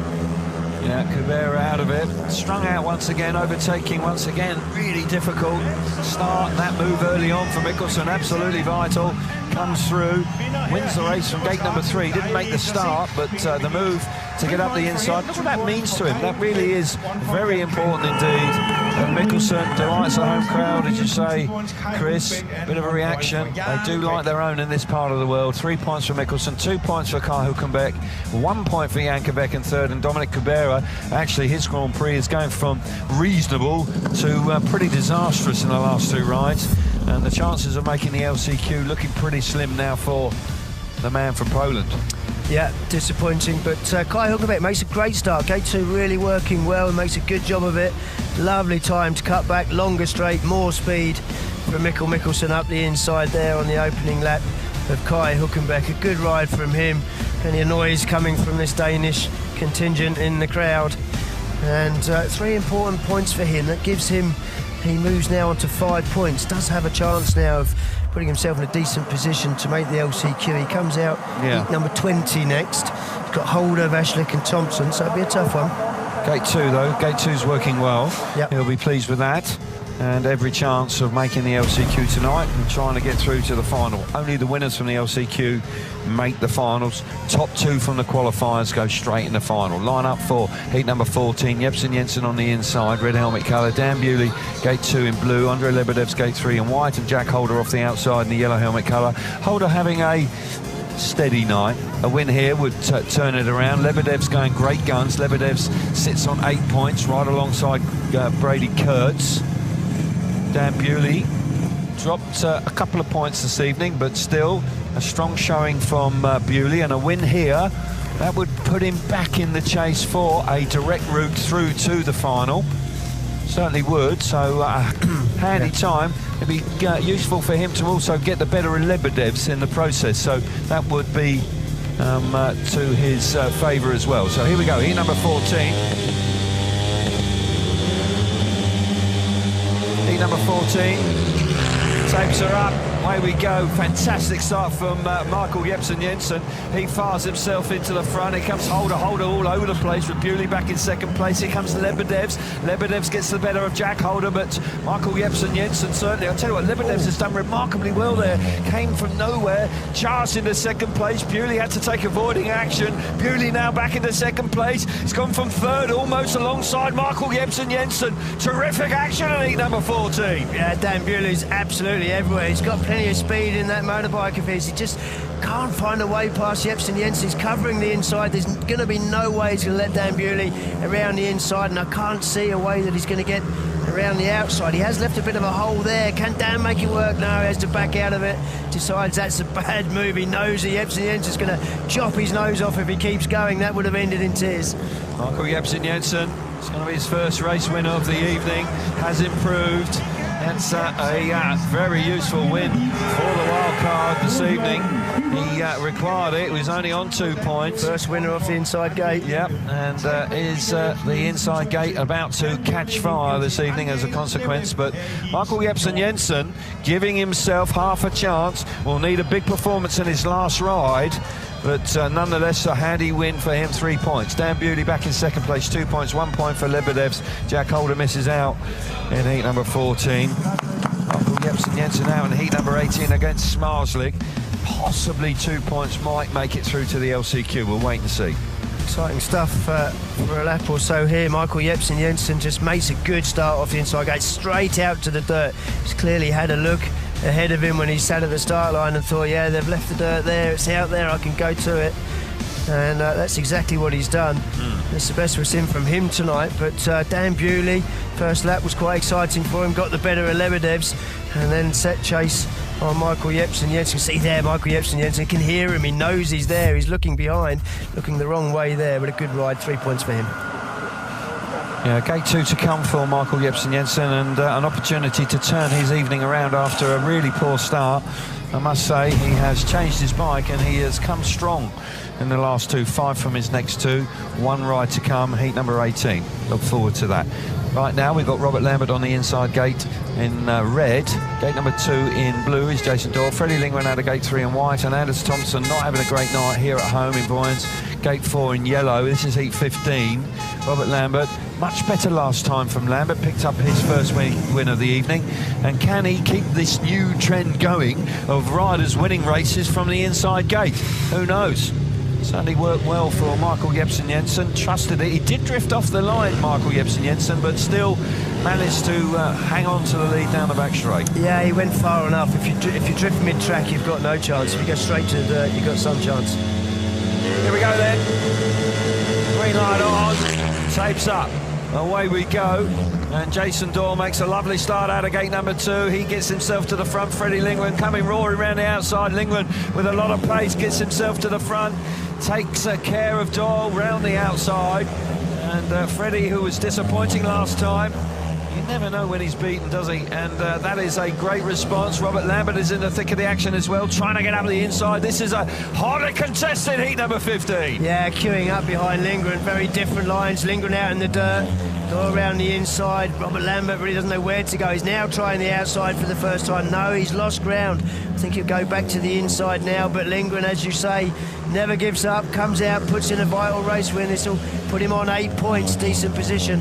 Indeed it is. Now Robert Lambert getting up the inside of Dorr. Can he make it work? He's got his nose in front. Dorr trying to respond. No, Dorr just left the door open momentarily, and Robert Lambert pounced and has come through into second place. But what a bounce back from Lingren.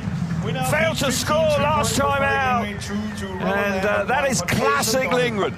Absolutely epitomises the man. Never knows when he's beaten. Disappointing last time. And turns it all around in heat number 15.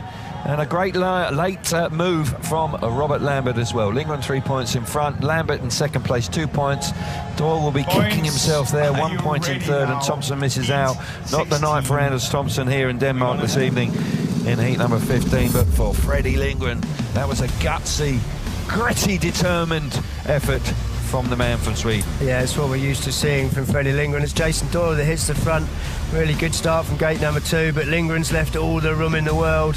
Just makes a lovely job of that first turn. Squeezes between Doyle and the fence. Not a lot of room there. You can see the bike takes off as he hits the berm at the bottom of the fence. Forces him, no option. There's no way he can clamp the door. He's got to carry on around the outside. He does that, makes it work really well. Stays there, has the confidence to ride out in the dirt. And then there's the battle here between Robert Lambert, Jason Doyle. As you said in the race, Doyle just left that door open. Should have just had the front wheel on the curb. Yeah, disappointing last lap there for the Australian, but far from disappointing for Freddie. He's had 2 gate 3s, and the second one he's made the best of it. And I think they're working very hard as always, and they found the key to conditions and the bike working a treat. And he picks up his second win of the evening. Heat number 16, what a clash. Top 2 in the world going head-to-head here. Smarzlik's on the inside, he's unbeaten, red helmet colour for him. Max Frick, gate number 2 in blue. Martin Vasek having a good night. Gate 3 in white, and Brady Kurtz only dropped a point so far this evening. The outside gate in yellow. Bit of psychology here, no doubt about that. They will want to beat each other, no doubt about that. Bartosz Smarzlik will want to remain unbeaten. He's been riding superbly well. Tony Ricardson fancying it that it was coming a little easier to Smarzlik. Brady maybe having to work a little harder, but nonetheless, not a lot to choose between the two of them. Here we go then, heat number 16, we're away. Charging into the first turn, and Smarzlik's got there. Kurtz is going to come round the outside. He's going to get the better of Smarzlik, and he does so. He fires himself to the front. Smarzlik could do nothing about that. The dirt was wide. Kurtz takes full advantage. Smarzlik looking over his left shoulder. Frick back in third place. No real panic from Smarzlik, but Kurtz will be delighted to be out in front. Yeah, don't underestimate how big this is for Brady Kurtz. It will level it up. They'll have both dropped a point now as they head into their last rides. And he is pulling away. He's riding with such confidence, riding much wider than Bartosz Smarzlik. Okay, Smarzlik realises he's going to have to settle for 2 points here, but this is big for Kurtz. Smarzlik just cruising in second place. If this happens in the final, and Smarzlik will be world champion. Yeah. Despite the fact that Brady Kurtz is doing the business out in front. But Kurtz could do no more than that. And he wins the big hit 16, the first time the top 2 clash here tonight in Vojens. There's no doubt that Kurtz really laid it on the line. Rode right up against the fence. Smarzlik didn't really stretch himself too much.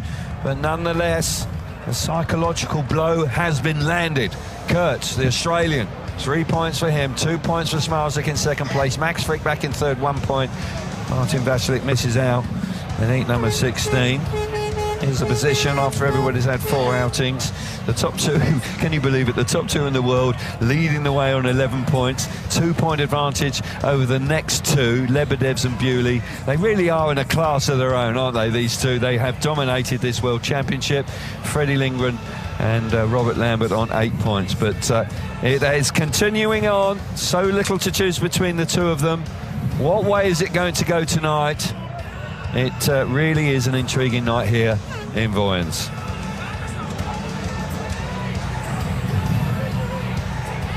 Tonight.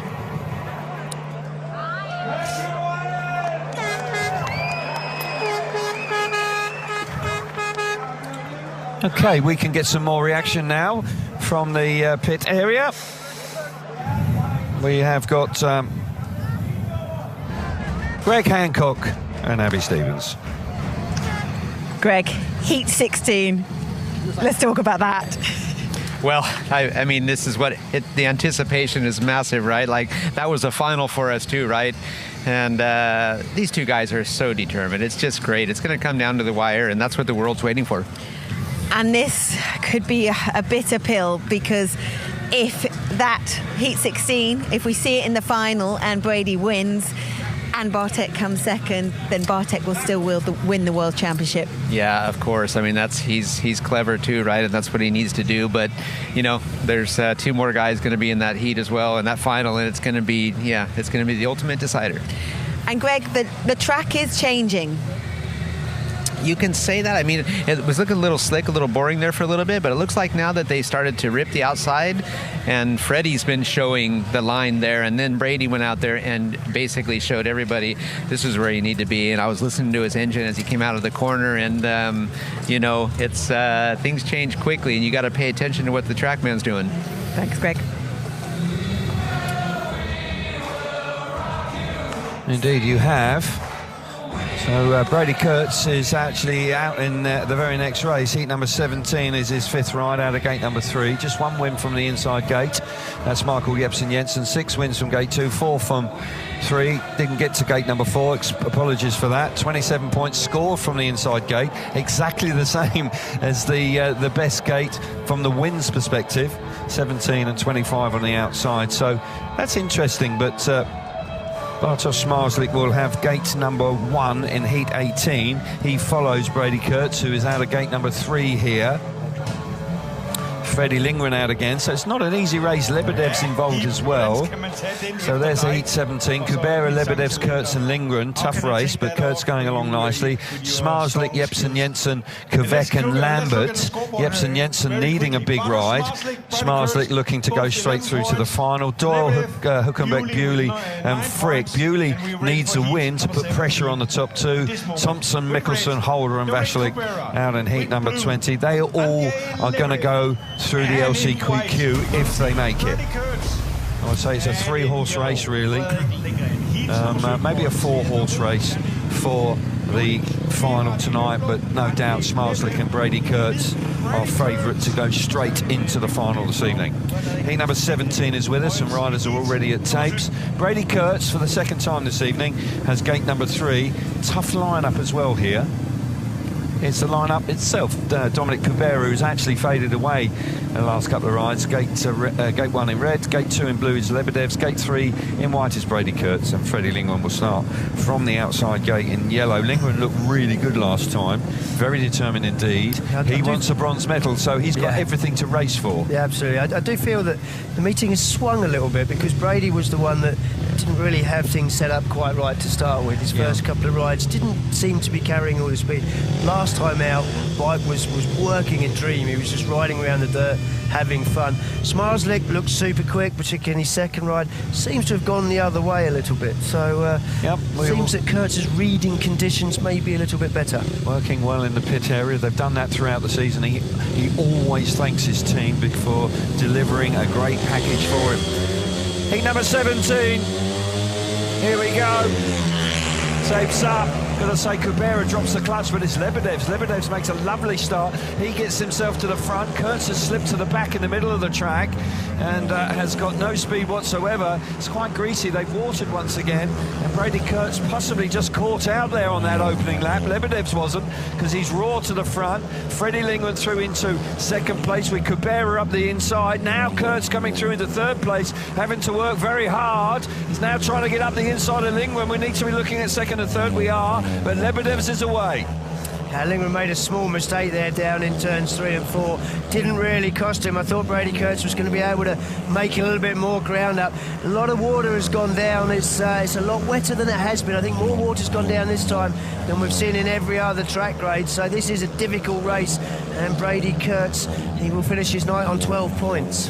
Looking good for Andre Lebedevs, who is all of a sudden, he's going to finish on 12 points, and he might well be the one to go through to the final, because he's just lowered the colours of Brady Kurtz. He's won his 3rd ride of the evening, and I tell you what, Andre Lebedevs, depending on what goes on in the very next race, Lebedevs and Kurtz still leads the way. He's got this slender advantage, potentially. I'm not quite sure. But the result is Lebedev's, 3 points for him. Second place is Lindgren. Kurt's back in third, and Kubera misses out in heat number 17. Yeah, it's the faster race time that puts Kurt's ahead of Lebedev's. Wow, that is fine margins indeed. There you can see the position with Kurt. Care of a faster race time.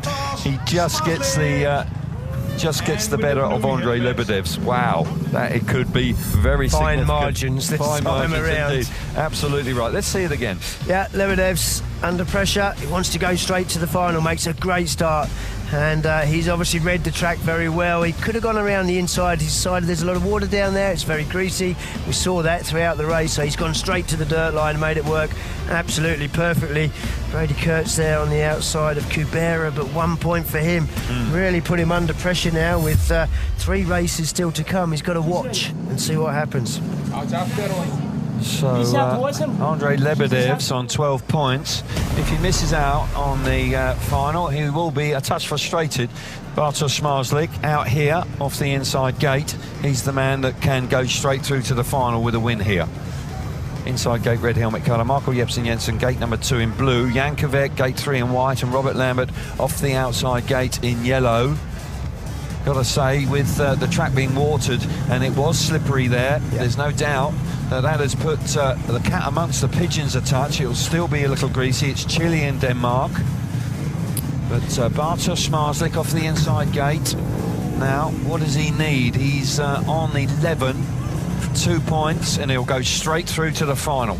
That's what he's looking for, a minimum of 2 points. Here we go then, heat number 18. Which way is it going to go? Michael Jepsen-Jensen makes a lovely start, and Smarslik's in trouble. He's at the back.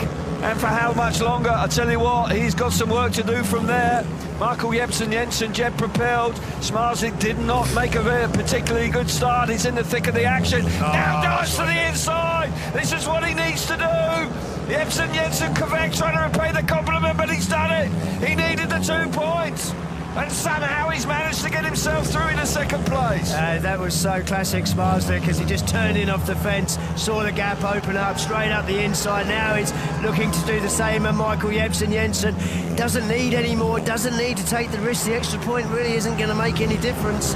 He's going to be there anyway in the final. He's up the inside. Now he backs out of that one, but is he going to creep now around the inside on Jensen? Michael Jepsen-Jensen turning his night around. Failed to score in his first 2 outings. By golly, he's come good late on here. Lowers the colours of the world champion. And Michael Jepsen-Jensen picks up 8 points from his last 3 outings. Smarslik rode really well there. Had to really put it on the line. Drops his 2nd point of the evening. But can you believe it? Kurtz and Smarslik are in the final again. Jepsen-Jensen 3 points, 2 points for Smarslik, 1 point for Jan Kovac, and Robert Lambert misses out. Actually, Dan Bewley actually, could knock Kurtz out. Yeah, Bewley with a win. He would knock Kurtz out. Yeah, he could well knock Kurtz out, and that would be very significant in the championship. Bewley is Brady Kurtz's mate. They ride together in the UK. They ride together in Poland. Dan Bewley holds the key in some regard, but this was a bit of a panic attack for Smarslik. He had to dig deep here in heat number 18. Yeah, he was at the back. He held his nerve on the opening lap, roared up the inside there of Jan Kovac, who looks to switch back, doesn't quite carry enough speed. Smarslik's got plenty of speed in that bike. Look how close, it's not a right angle to sit, but that must have been close there as he was just chasing the back wheel of Michael Jepsen-Jensen, but he's turned his night around, finished on 8 points. He'll be in the LCQ. So Michael Jepsen-Jensen gives himself a lifeline. He's turned his fortunes. He's in 6th place. What a terrific response from the wildcard this evening. Changed his bike after a couple of rides and has only dropped 1 point in his last 3 outings. That's impressive. Heat number 19. Riders are at tapes, and this is vital, absolutely vital in the World Championship, not just for Bewley, but for Brady Kurtz and Smarslik. Doyle on the inside in red. Kai Hülkenberg, gate number 2 in blue. Dan Bewley out of gate number 3 in white. Max Frick from the outside in yellow. Bewley hasn't been making great starts. He's had speed, found it difficult to overtake. Can he win the race here from gate number 3 in heat number 19?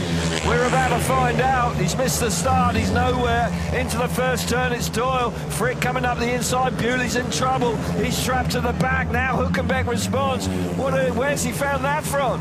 Bewley not getting away very well. Hugging the inside.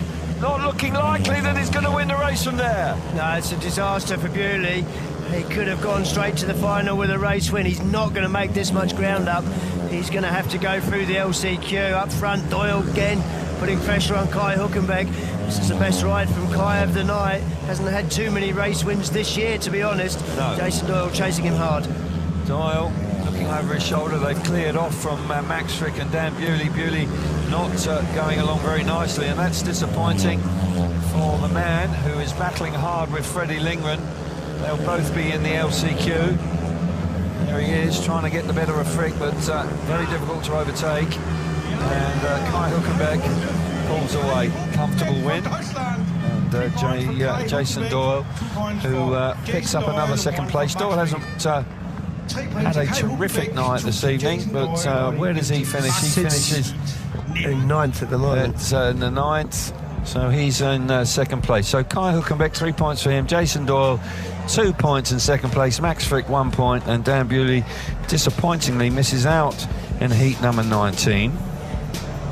And as a consequence, Bartosz Marszalik and Brady Kurtz go straight through to the final this evening. They avoid the LCQs. Lebedev's, Freddie Lindgren, Bewley, Michael Jepsen-Jensen, Robert Lambert, Martin Vasilek, Jason Doyle and Mikael Mikkelsen. Incredibly, Mikael Mikkelsen looks like he might, well, no, he's got a ride to come. He's going to leapfrog that, but I thought he'd made the LCQ on 5.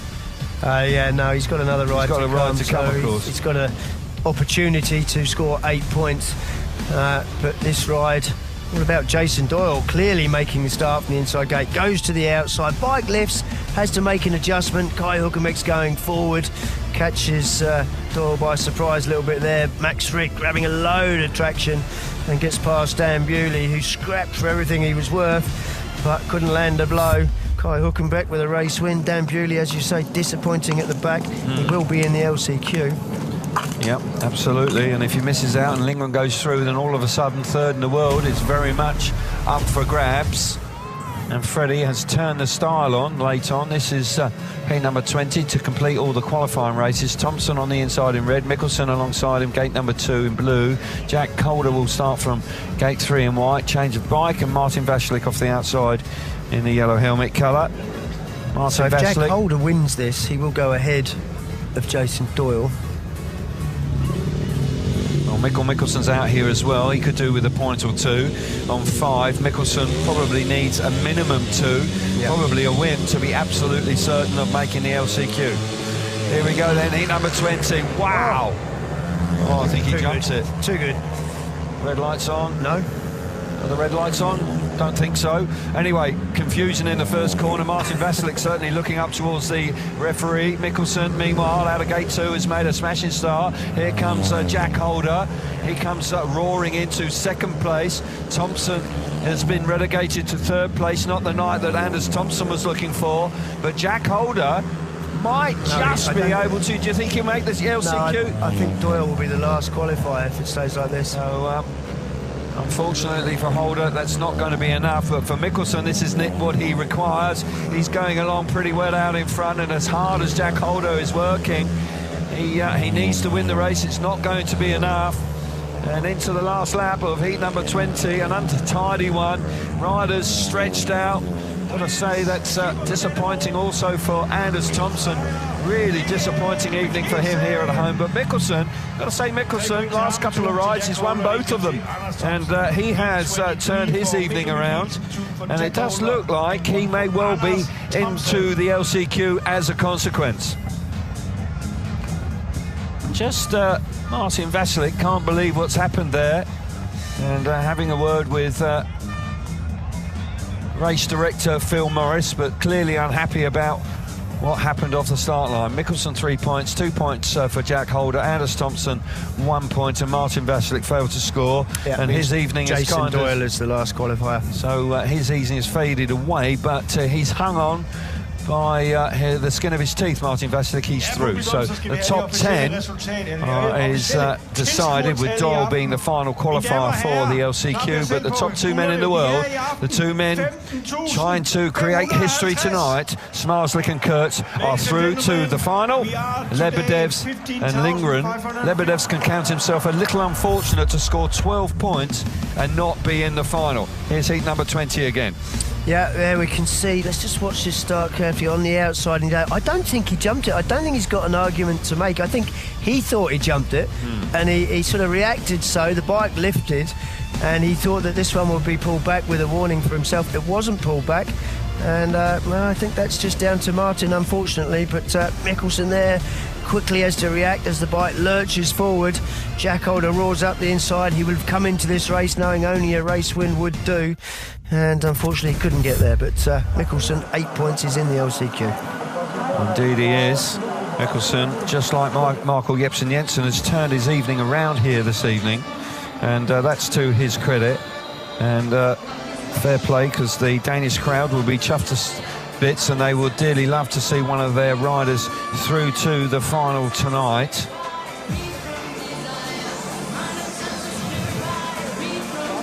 Here's the position with the World Championship points. 118 points for Jack Holder. Max Frick in 7th place on 79. But Robert Lambert has had a disappointing evening, but he could push in to the top 7 here tonight.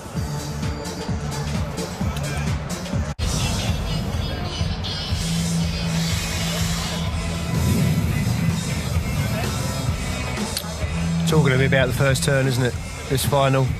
Yeah, Kurtz knows what he's got to do. He's got to put someone between them. Yes, he has. And they're going to have good gate picks. Interesting to see which way they go. Gate 2 for Zmarzlik, I would suggest, will be favourites, but because he surprised us a little last time in Wrocław, where he took gate 4 and it backfired on him, and that allowed Kurtz to go from gate number 1. But if Zmarzlik takes gate 2, where would Kurtz go? 4 or 1? I think he'll go 4. Here we go then. Here we go, the gate choice now. Let's get down to Abby for the gate choice for LCQ1. LCQ1 gate selection then. Up first is Andrei Lebedev's unlucky not to go straight through to the final on 12 points, but he runs up to gate 2, which has been dominant tonight. Andrei will start from blue. Next up is Michael Jepsen Jensen, the Danish wild card tonight. Looking at the colours, where will he go? He's had a great second half of the meeting. He'll go from the inside gate. It's only had 1 race win, and it's been from Michael. Up next is Robert. Gate 3, gate 4. Yellow has been better than gate 3. Robert will start from the outside gate, and up to take gate 3 is Martin Vasilik. Line up then for the first LCQ this evening is Jensen off the inside gate. Gate number 2 is Lebedev's, gate 3 is Martin Vasilik, and gate 4 is Robert Lambert. We'll make our way back down to Abbey, and we will have the gate choice for LCQ2.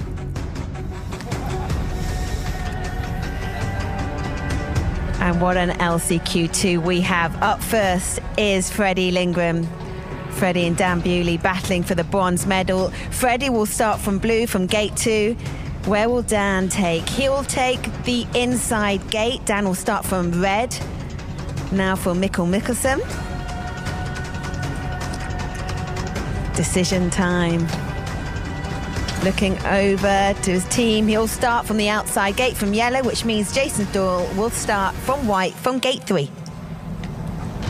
Line up for the second LCQ this evening. We've got Bewley on the inside gate, Freddie Lindgren out of gate 2, Doyle from gate 3, and Mikkelsen will go from gate number 4. 5 points between Lindgren and Dan Bewley for the bronze medal. Bewley holding the upper hand, so quite a clash in the second LCQ this evening.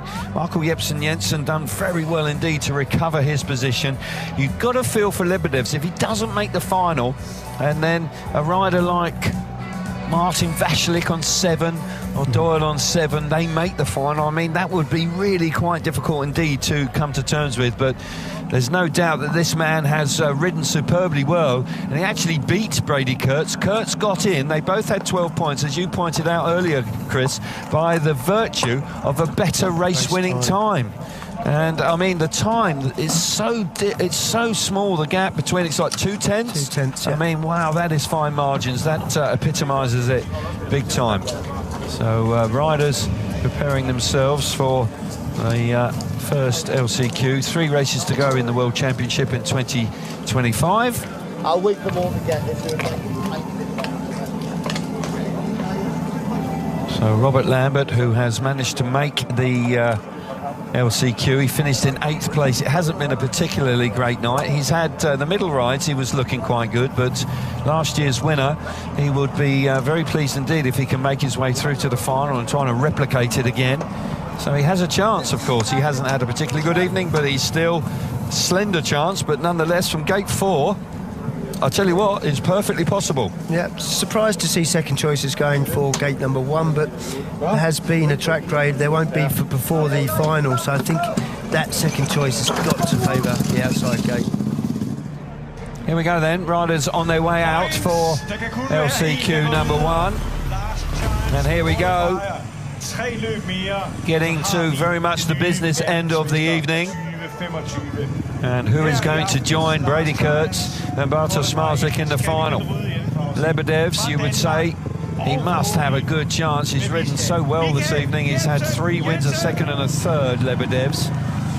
And to finish his qualifying races on 12. And I would think he'll be very disappointed if he doesn't make the final tonight. Lebedev's, who has really grown of age in the World Championship in 2025. Michael Jepsen-Jensen, I've got to say at this stage, he's almost certainly, I would say, I could go out on a limb here, he will be a Grand Prix rider next year, because Lebedev's is not going to slip out of the top 7 tonight. No. Jepsen-Jensen will start the LCQ on the inside in the red helmet colour. Lebedev's gate number 2 in blue, Vashlik gate 3 in white, and Robert Lambert, a winner here 12 months ago, will start from gate number 4 in yellow. I would say that Lebedev's will maintain his position in the top 7, and that means that the man who finished 5th in the Holstead GP Challenge will be promoted into the Grand Prix Series via that meeting as a consequence. So for Michael Jepsen-Jensen, a terrific season and something exciting for him to look forward to next time around. Right now, he wants to make the final in front of the home audience. He was a winner here in 2012. What a start from Jepsen-Jensen.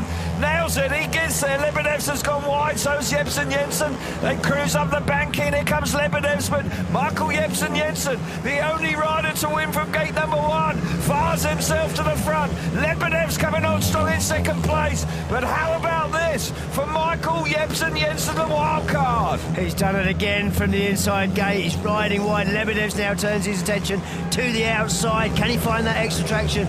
Can he make the long straight? Can he dive up the inside? No, he goes back to the outside. Michael Jepsen-Jensen's going to be difficult to pass, but Lebedev's giving it absolutely everything. Lebedev's coming on strong in 2nd place. Lambert is back in 3rd. It's not going to be his night now. But out in front with under a lap to go. Lebedev's electing to go right round the outside. He's coming on strong. Can he find a way through? Don't think he's going to. Charging towards the line. It's time, but Jepsen-Jensen, you've got to give him an awful lot of credit. No points from his first 2 rides this evening. And he's the only rider to have won a race from the inside gate. And guess what? He's done it twice. And he joins Bartosz Marzlik and Brady Kurtz in the final. Smashing ride from Jepsen-Jensen, really showing his class here tonight. Lebedev's misses out. Got a feel for Lebedev, scored 12 points prior to that race. Lambert back in 3rd. He doesn't make the final this evening. And Martin Vashlik likewise misses out. But for Michael Jepsen-Jensen, this is a return to the big time. He's in the final. Yeah, what a return it is too. He knows what it takes to win here in Vojens. Broke Nicky Pedersen's heart on the last turn back in 2012. and he's done it again from the inside gate. I thought it was a brave move to go off the inside. Cool. And clatters the fence. Look at that there. Cool. Bike still just running across the track, whacks into the fence. Lebedev's threw absolutely everything he had at him. You're absolutely right, Kelvin. He's had a great season. He's had a great night tonight. Fully deserved to make his way into the final. Gave it everything here. Just didn't have the legs at the end of the straight to put in a pass. Got really close on the run to the line. Lambert third. Is that enough for him to move past Max Frick? Must be very, very close. Well, we'll bring that information to you as soon as we receive it. So, Michael Jebsen Jensen. So the last piece of the jigsaw is about to be decided. LCQ number 2. Riders making their way towards the start line. 2 races to go. Or will it? Well, it will be 2 races to go. It can't be a runoff now. Not now. Not now. It'll be decided. It will be decided in the grand final tonight. Bewley, he will be encouraged by the fact that Michael Jebsen Jensen's just won the previous race from the inside gate, although Jebsen Jensen is the only rider to win from there. Bewley, gate number 1 in red, Freddie Lingman, gate 2 in blue, Jason Doyle, gate 3 in white, and Mikael Mikkelsen, will go from the outside gate in the yellow helmet colour. Great for the Danish crowd to have a finalist tonight, a man who's come back into the big time. He's been riding superbly well in Poland over the last couple of seasons. Started the season actually in Britain, riding for Birmingham as well, but withdrew from the club halfway through the season. But by golly, he has reminded us all how good he is, and as I say, he'll be a Grand Prix rider next year as well. I tell you what, Mikkelsen makes the final here as well. 2 Danes in there with Smarzak and Kurz with the backing of this crowd. It's going to get interesting. It's going to mix it up really nicely indeed. Really thrilling end to what has been a tremendous campaign throughout the 2025 series. Here we go then, LCQ2. Star Marshall moves away, green light is on, tapes her up now, Bewley's done it. Bewley nails it into the first turn, Doyle chopping back to the inside, can he get it to the front? Not sure he's quite going to do it. Bewley long, Bewley just about hanging onto his bike. He was bucking and rearing down the back straight, he hung on to it.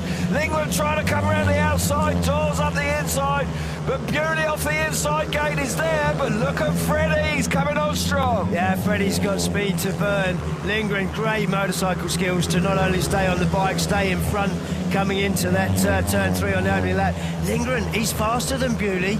Is he going to be able to find the space and the speed to go by him? Bewley hanging on in front. Freddie Lindgren desperate to try and snatch third back in the championship. This is the tussle between them now. This is defining for bronze medal. The third to get on the podium in 2025. Bewley looks like he's going to hang on through this last corner in LCQ2. And Bewley's there. And Bewley knows he's done it. He's going to be third in the world now. He's got the medal. He's got a medal for the first time in his career.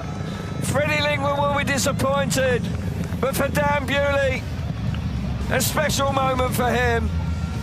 And I think there's more to come from Dan Bewley as well.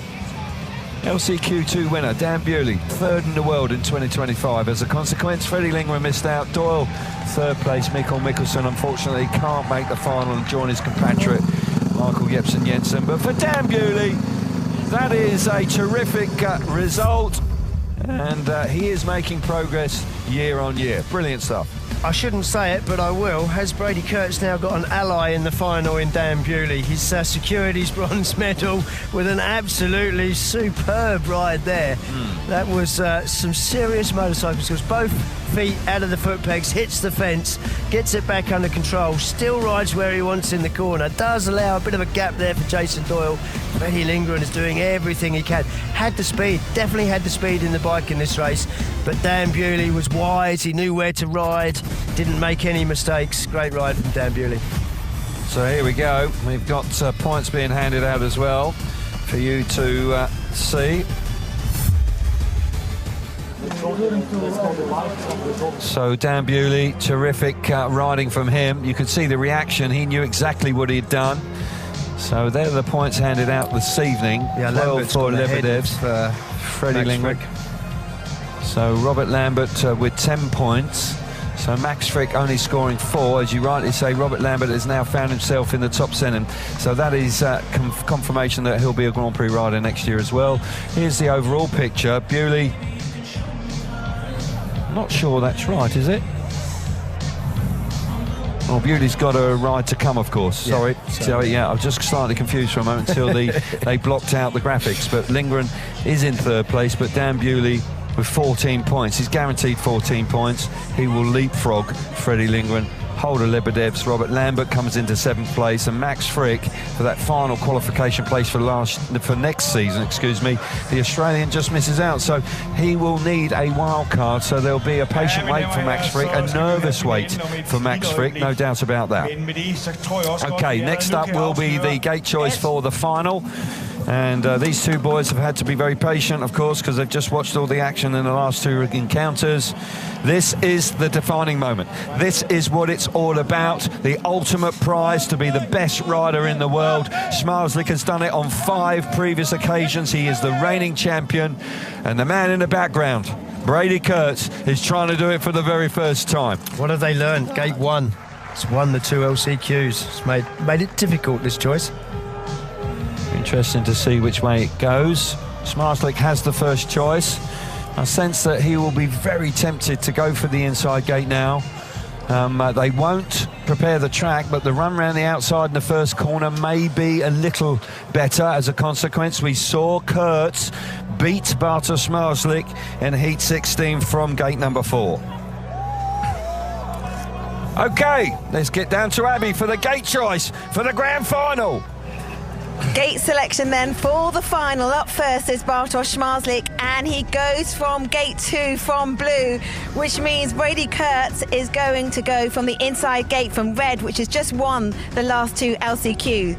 Our bronze medalist in 2025 is Dan Bewley, and he'll go from the outside gate in yellow. Michael Jensen, who won here as a wild card in 2012. It will start from gate 3 from white. Line up for the final. Kurtz is on the inside gate. Zmarzlik elects to go out of gate number 2. Jensen out of gate 3, and Dan Bewley goes from the outside gate in the grand final this evening.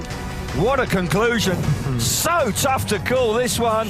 Your thoughts on Zmarzlik going for gate 2? He done it with confidence throughout the night. It's been the better gate. Obviously in the LCQs, gate 1 won those 2 races. I think he wants to make the start, get his elbow over.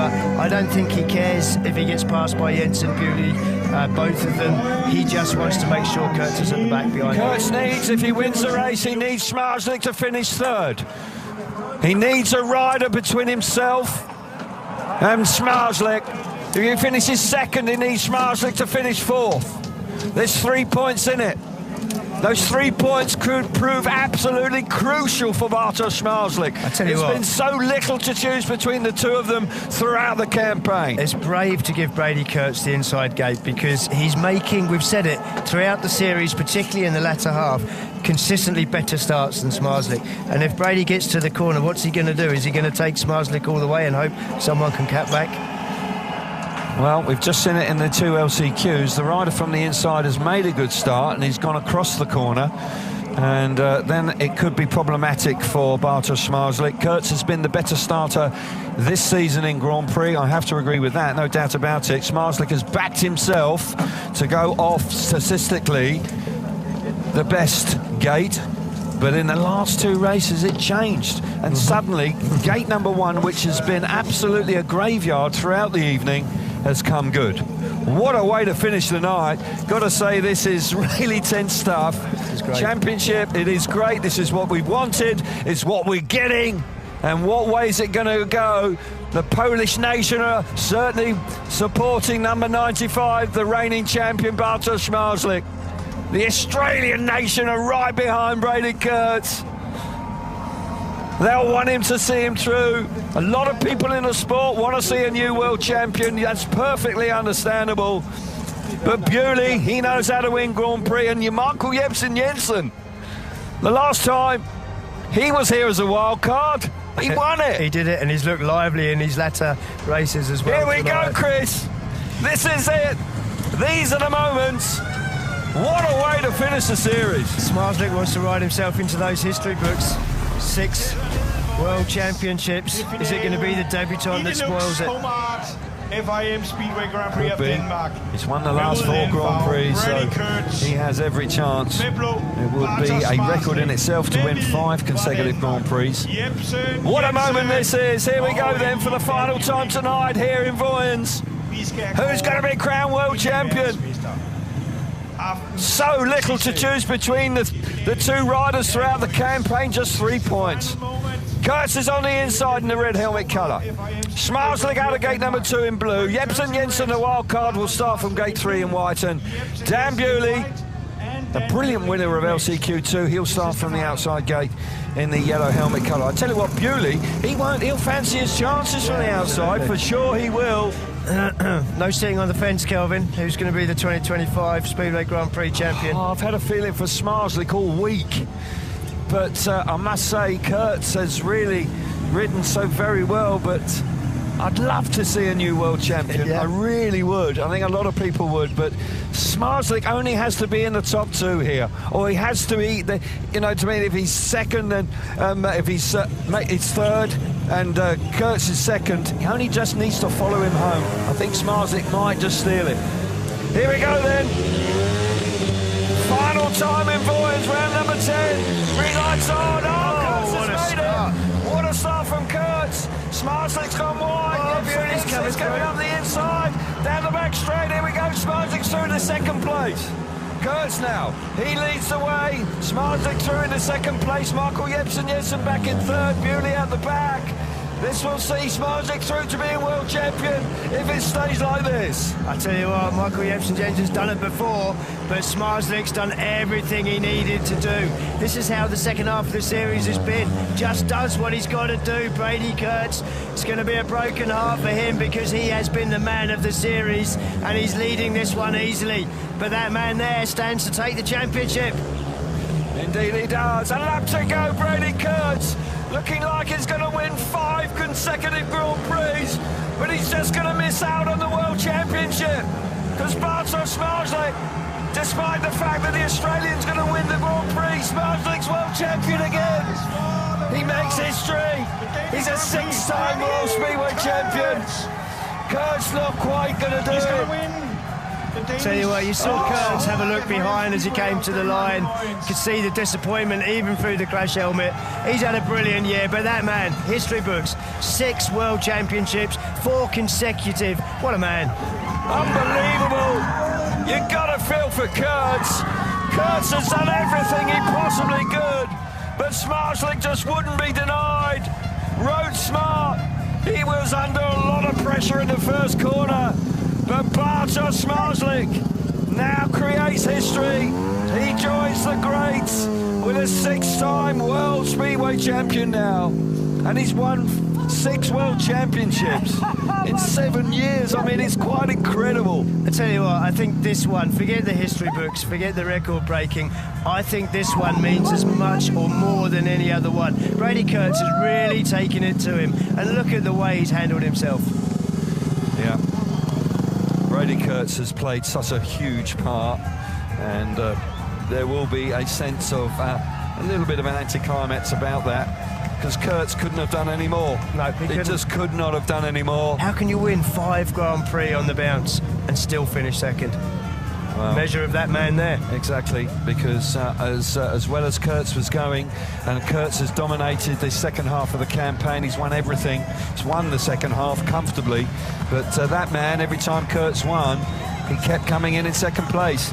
And that 3 points, although it was only 3 points, in the end was absolutely crucial in the final, because he knew he only needed to follow him home. He needed the spare point, didn't he? Crikey, did he ever. And he's won his 6th World Championship by 1 point. Kurtz wins the night. 5th consecutive victory for Kurtz. What a year he's had. Bartosz Smarslik, 2nd place. He's the world champion. What a night for him. Michael Jepsen Jensen in 3rd place. Great evening for him as well. Bewley just missed out.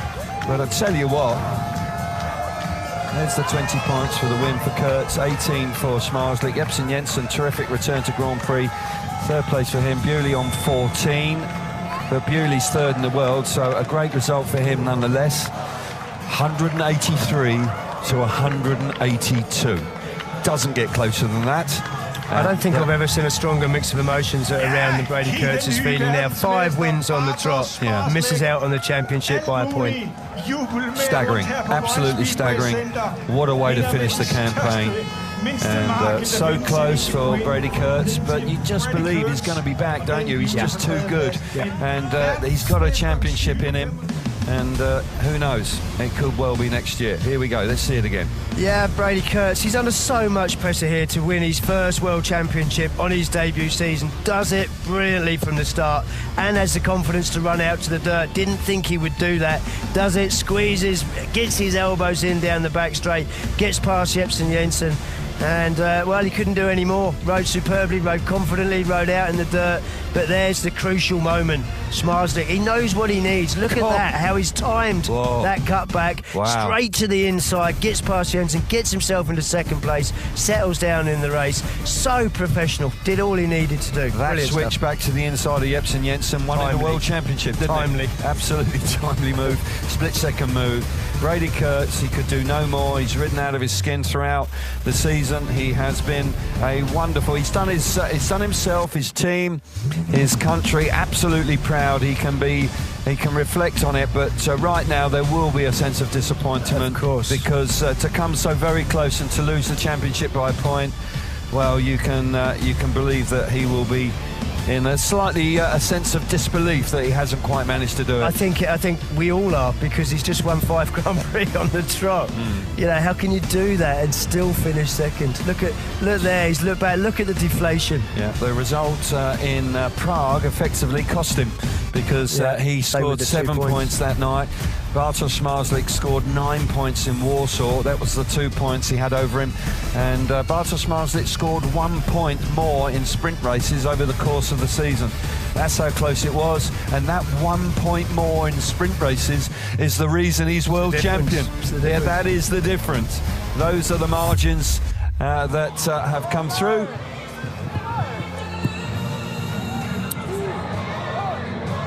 So, what a night of Speedway here in Vojens.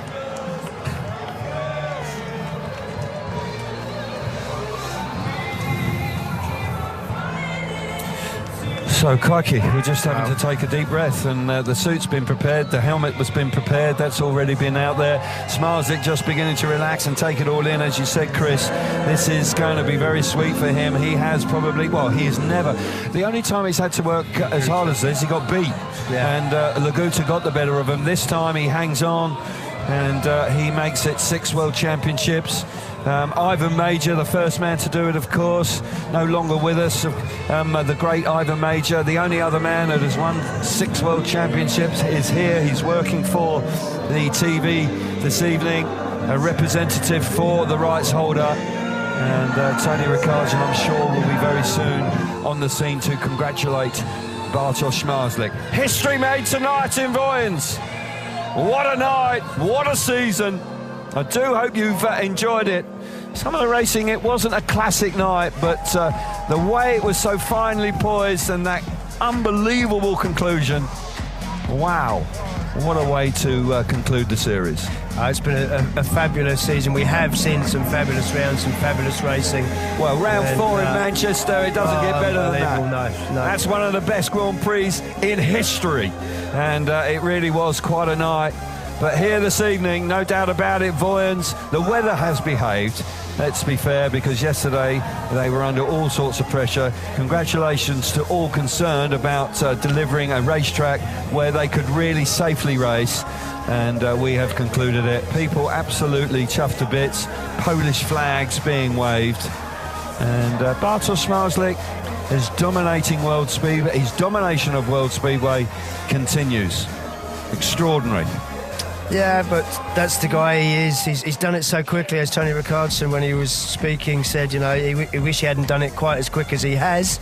And it bodes well for him breaking the record and going for 7, and that will be firmly in his sights in 2026. So We wait now for the interviews on the centre green with the top three, of course. We traditionally do that. Tony Ricardson, a 6-time world champion. Ivan Major is the only man prior to tonight that has done that. And now we have the name of Bartosz Marslik, 19, 20, 22, 23, 24 and 25. That is extraordinary. The only man also to win 4 World Championships consecutive years. So it really is quite a history-making moment for Bartosz Marslik. Ovi funding there, Greg Hancock as well, who is working with us once again tonight. Bartosz Marslik. He has said in the past that he is addicted to winning, and the hunger to win doesn't fade away. He's 30 years of age. He's going to be around for some considerable time, and it's still going to be the man to beat moving forward.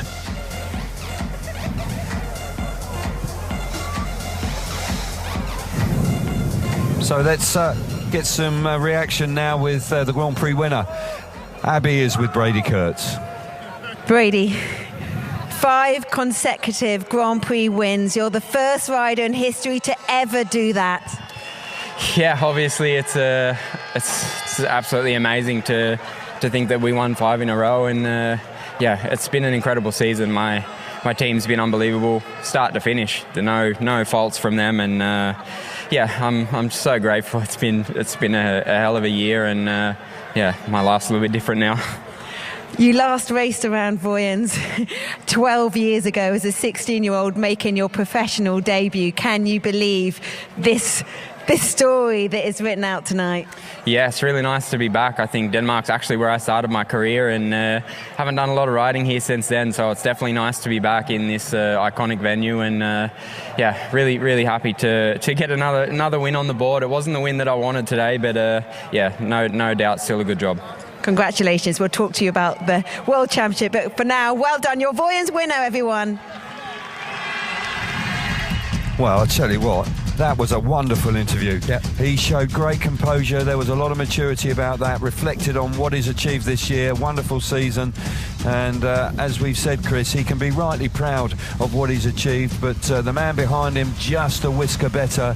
But in the future, Brady Kurtz, I would think this will inspire him. He will be doubly determined to be world champion next time around. Yeah, I like the way Abby Stevens handled that. It was positive. It was about the Grand Prix win. It was about 5 wins on the trot. It was about a fantastic debut season. Pucker. And that is what it's been about. Pucker. Yeah, well done, Abby. Terrific stuff. Michael Jepsen-Jensen.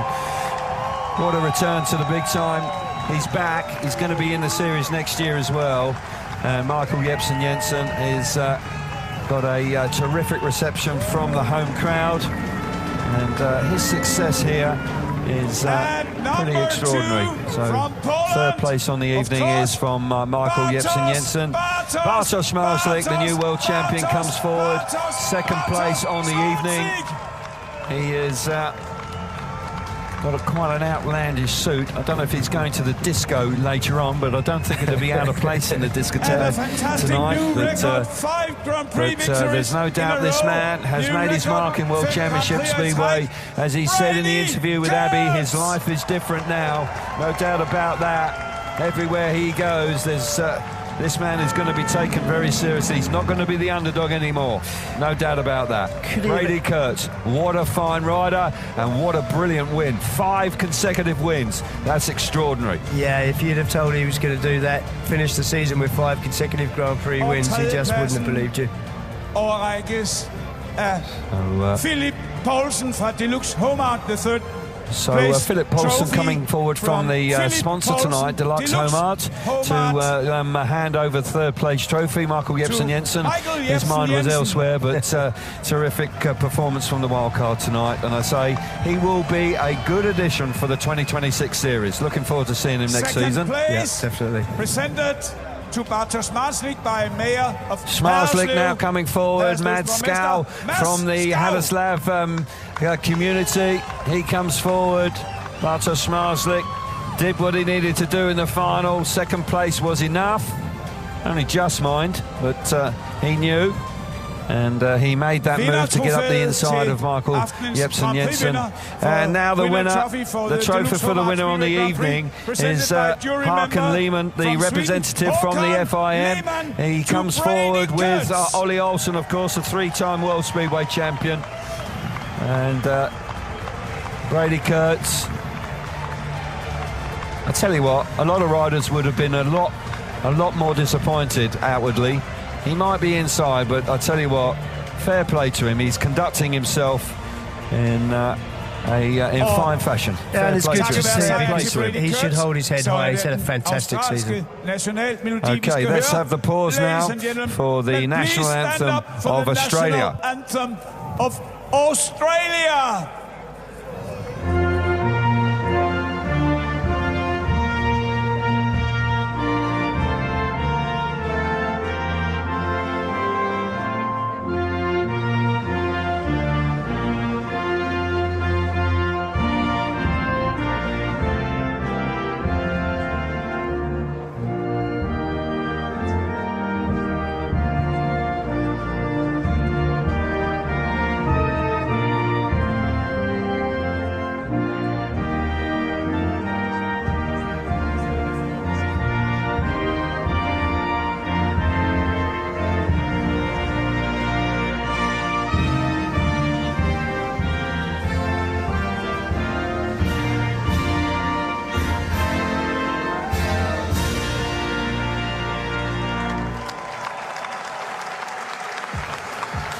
As he hears his national anthem ring out for the 5th consecutive time in Grand Prix Speedway this year. His family is here as well. They must be so proud of him.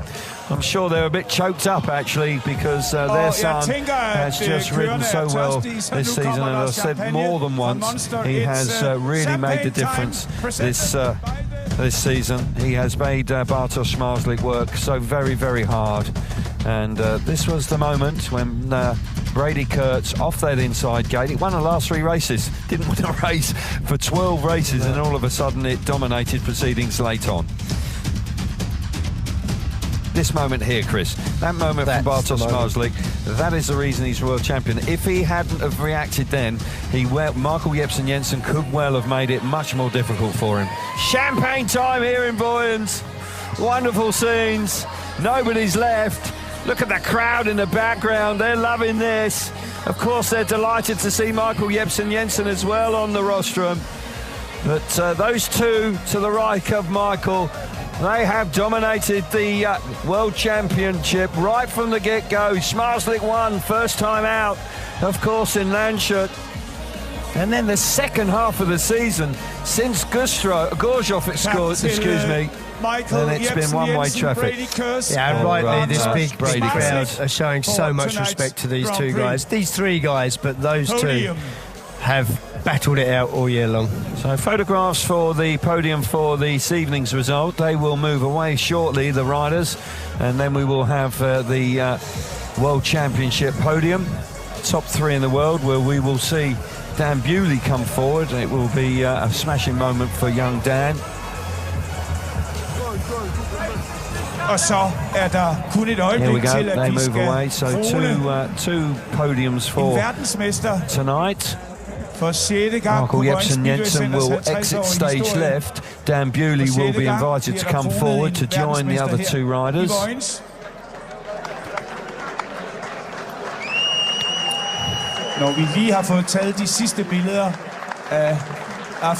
So Brady Kurtz just taking a few moments to sit on the rostrum and have 1 or 2 photographs on his own.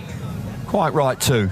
Quite right too. He makes his way away. We will hear from more of the riders very shortly, prior to them going back up onto the rostrum. Top 3 in the world: Bewley, Kurtz, and Bartosz Zmarzlik. So we can hear from Dan Bewley very shortly. He is going to be joining Abby. Okay, Dan Bewley joins Abby now. Dan Bewley, 2025 bronze medalist. Yeah, not bad, but just want to thank everyone for the support all season, thank my team and everyone behind me. It's been awesome. That LCQ2. That was incredible. Obviously, you and Freddie fighting for the bronze medal. Such bravery, Dan, right out wide by the fence, and such incredible motorcycle handling skills. Yeah, I had a bit of fun. I think I came in the corner twice with no foot on the footrest, but no, it was all good. Nice battle with Freddie, and also congrats to him for a good season. And yeah, congrats to the two boys, Bartek and Brady. They've been pretty good battle this year, but yeah, all in all, it's pretty good. I'm pretty happy with it, and yeah, pretty fun track here. I always like it. Dan, you never give too much away when we've been talking about this bronze medal in your sights. You've just been kind of discounting it, but how good does it feel to now have the silverware in the world standings? Yeah, it's good, but at the moment I'm kind of looking at Mikkel and thinking that I would have liked third tonight. So no, it's good. It's been a solid season, and yeah, a couple more weeks. Job isn't done yet, but yeah, I'm looking forward to having some fun in the winter. Congratulations, Dan. Thank you. Yeah, terrific season from Dan Bewley, finishing in third place in the World Championship in 2025, and just sense if he can just focus a little more and really get into it, then there is a World Championship out there for him. There's no doubt that he's a hugely talented rider.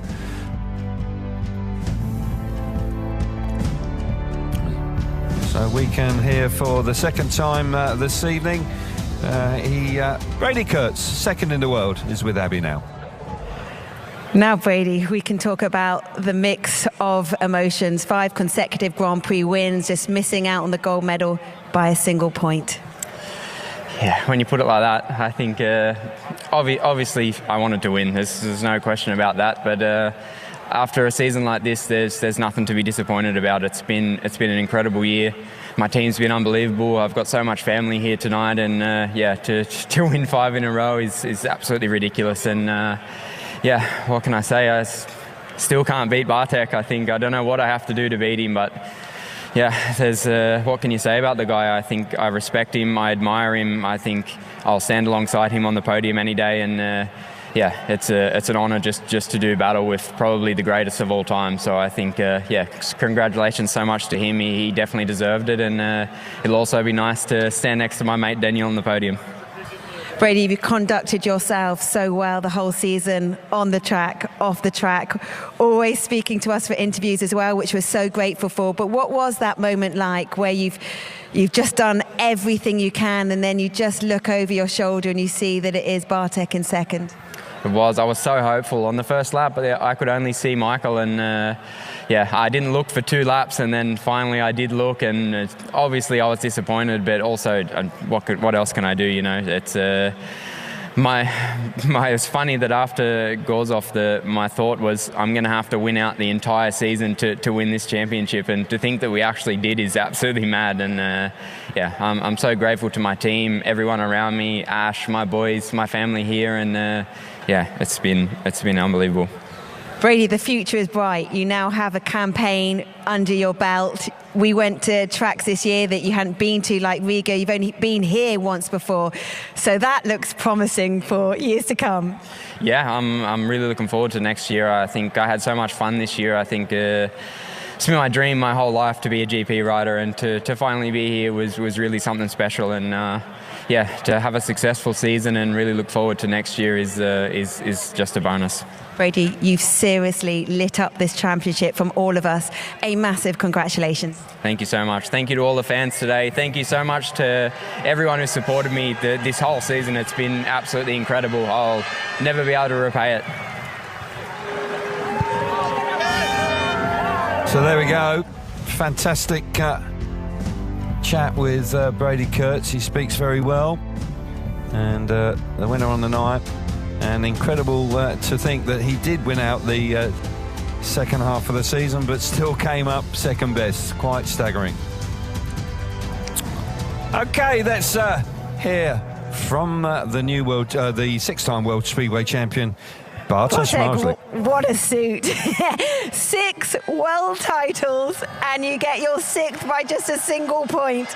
Hello, Vojens! Yeah, this is like the amazing day, amazing time. I'm really happy because the 6 times make it the gold medal is so really hard work for us, for my family, for my team.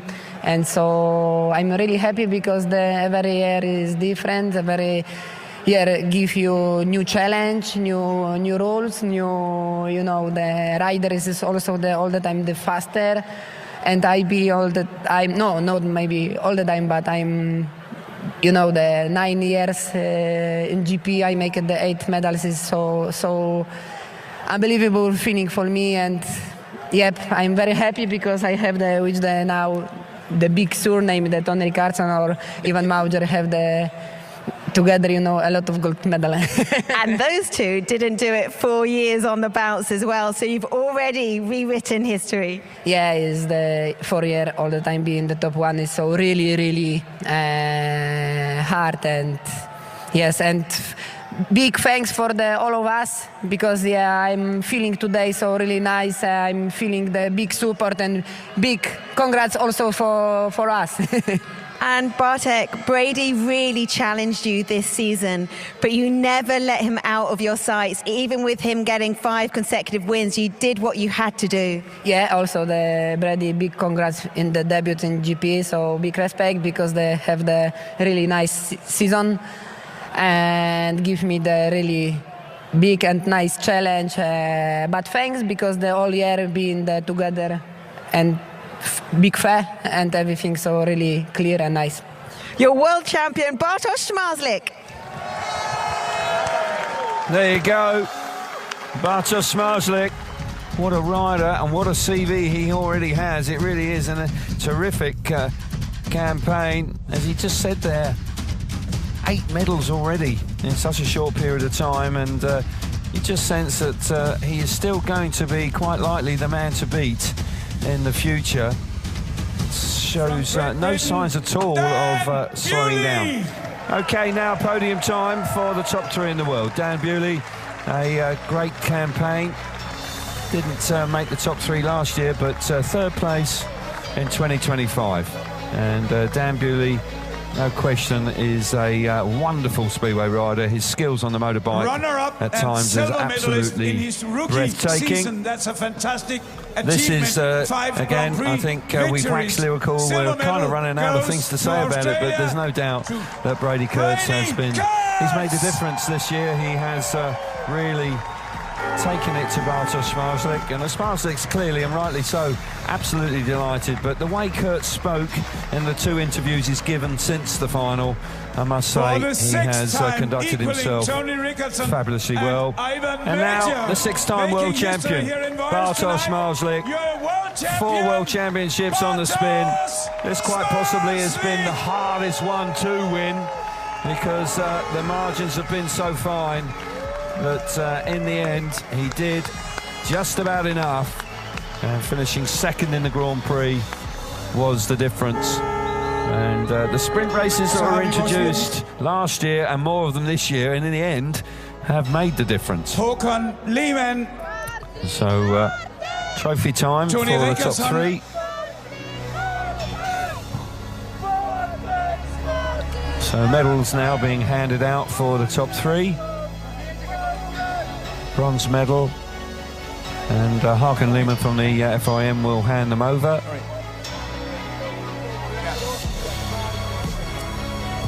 Dan Bewley, 3rd place in the world. Lehmann.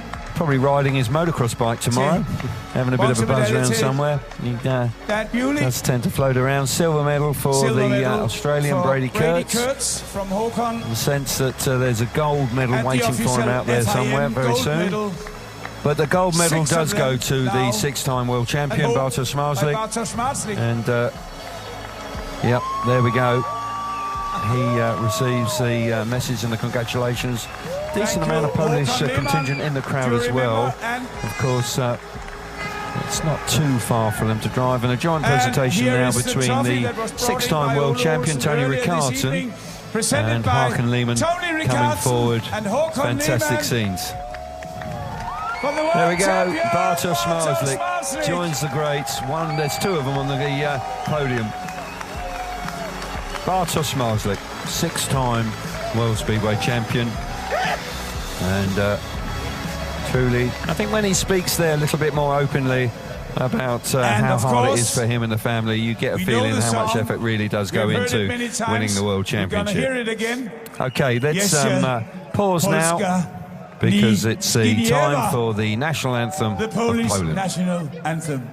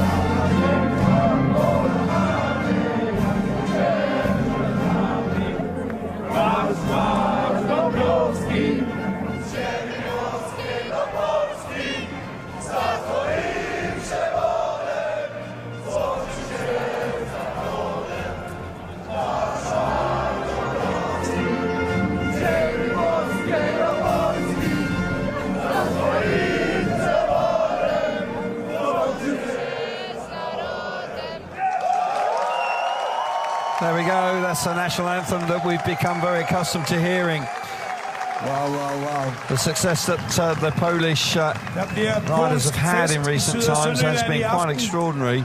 Bartosz Smarzlik has led the way, of course, with the ultimate prize, winning 6 World Championships now, but they've been very successful at under 21 level. And in the World Cup, they haven't won the Speedway of Nations, and we have the Speedway of Nations, of course, to look forward to at the end of the month and into the first week of October, where that will be held in Torun. We'll give you some information about that before we go tonight.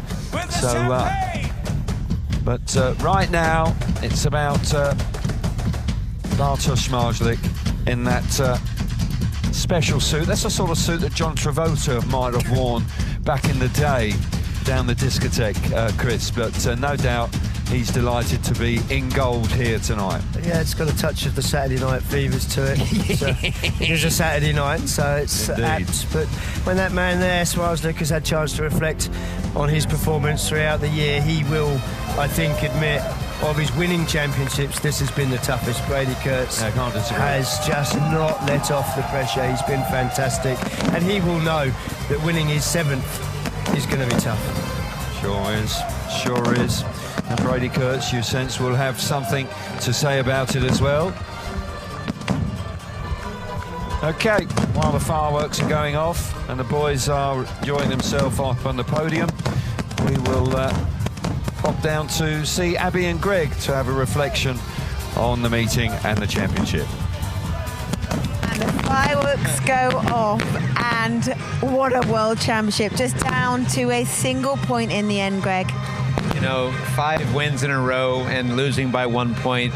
You know, the things going through his mind, he must be thinking about that broken chain in Prague, or a sprint race, or it could be anything, but you really can't think about that stuff. You just got to take this moment. He's so humble in his speech there with you. Like, I really feel for the guy. It's so inspiring, and what a night. Is so humble. He conducted himself so well, but inside it must be bittersweet. Absolutely. You know, I mean, the way he accepts the challenges, the way he pays compliments to his, to Bartek and to Dan as well. Like, this guy's the real deal. He's got a massive future ahead of him, and I think this is only the beginning. But also, what he's done for Dan Bewley, I think, has really changed the whole dynamic, and maybe is going to give Bartosz another run, even bigger run next year. Yeah. Bartosz, though, 6 world titles, the first to do it, 4 years consecutively. Hats off, he's outstanding. Yeah, what can we say? I mean, we're all kind of like hoping to see a change just for a year, but deep down, I mean, how do you beat Bartosz? He's just absolutely insane. He's amazing. I watch him with so much admiration and just think, how the heck can you beat this guy? And it makes you want to go have a shot at it again, but it ain't going to happen. Nah, never mind. So what has been, Greg, your moment of the season? You know, I look back. I mean, Manchester was so special in those races, but I still think about the final in Wrocław, that last final with Brady, Dan, and Bartek going at it. I mean, there was no room for error, and they were so determined. Those are your top three tonight, the top three in the world, and it's only the beginning of a huge future ahead of us. Absolutely. And the rain is coming down in Vojens, but luckily it waited. Back to you guys. Indeed. Touch fortunate there if the rain is coming back down now, because that really would have been a spoiler. But the celebrations continue, and I'm sure for Bartosz Smarslik, and that will go long into the night with his family. So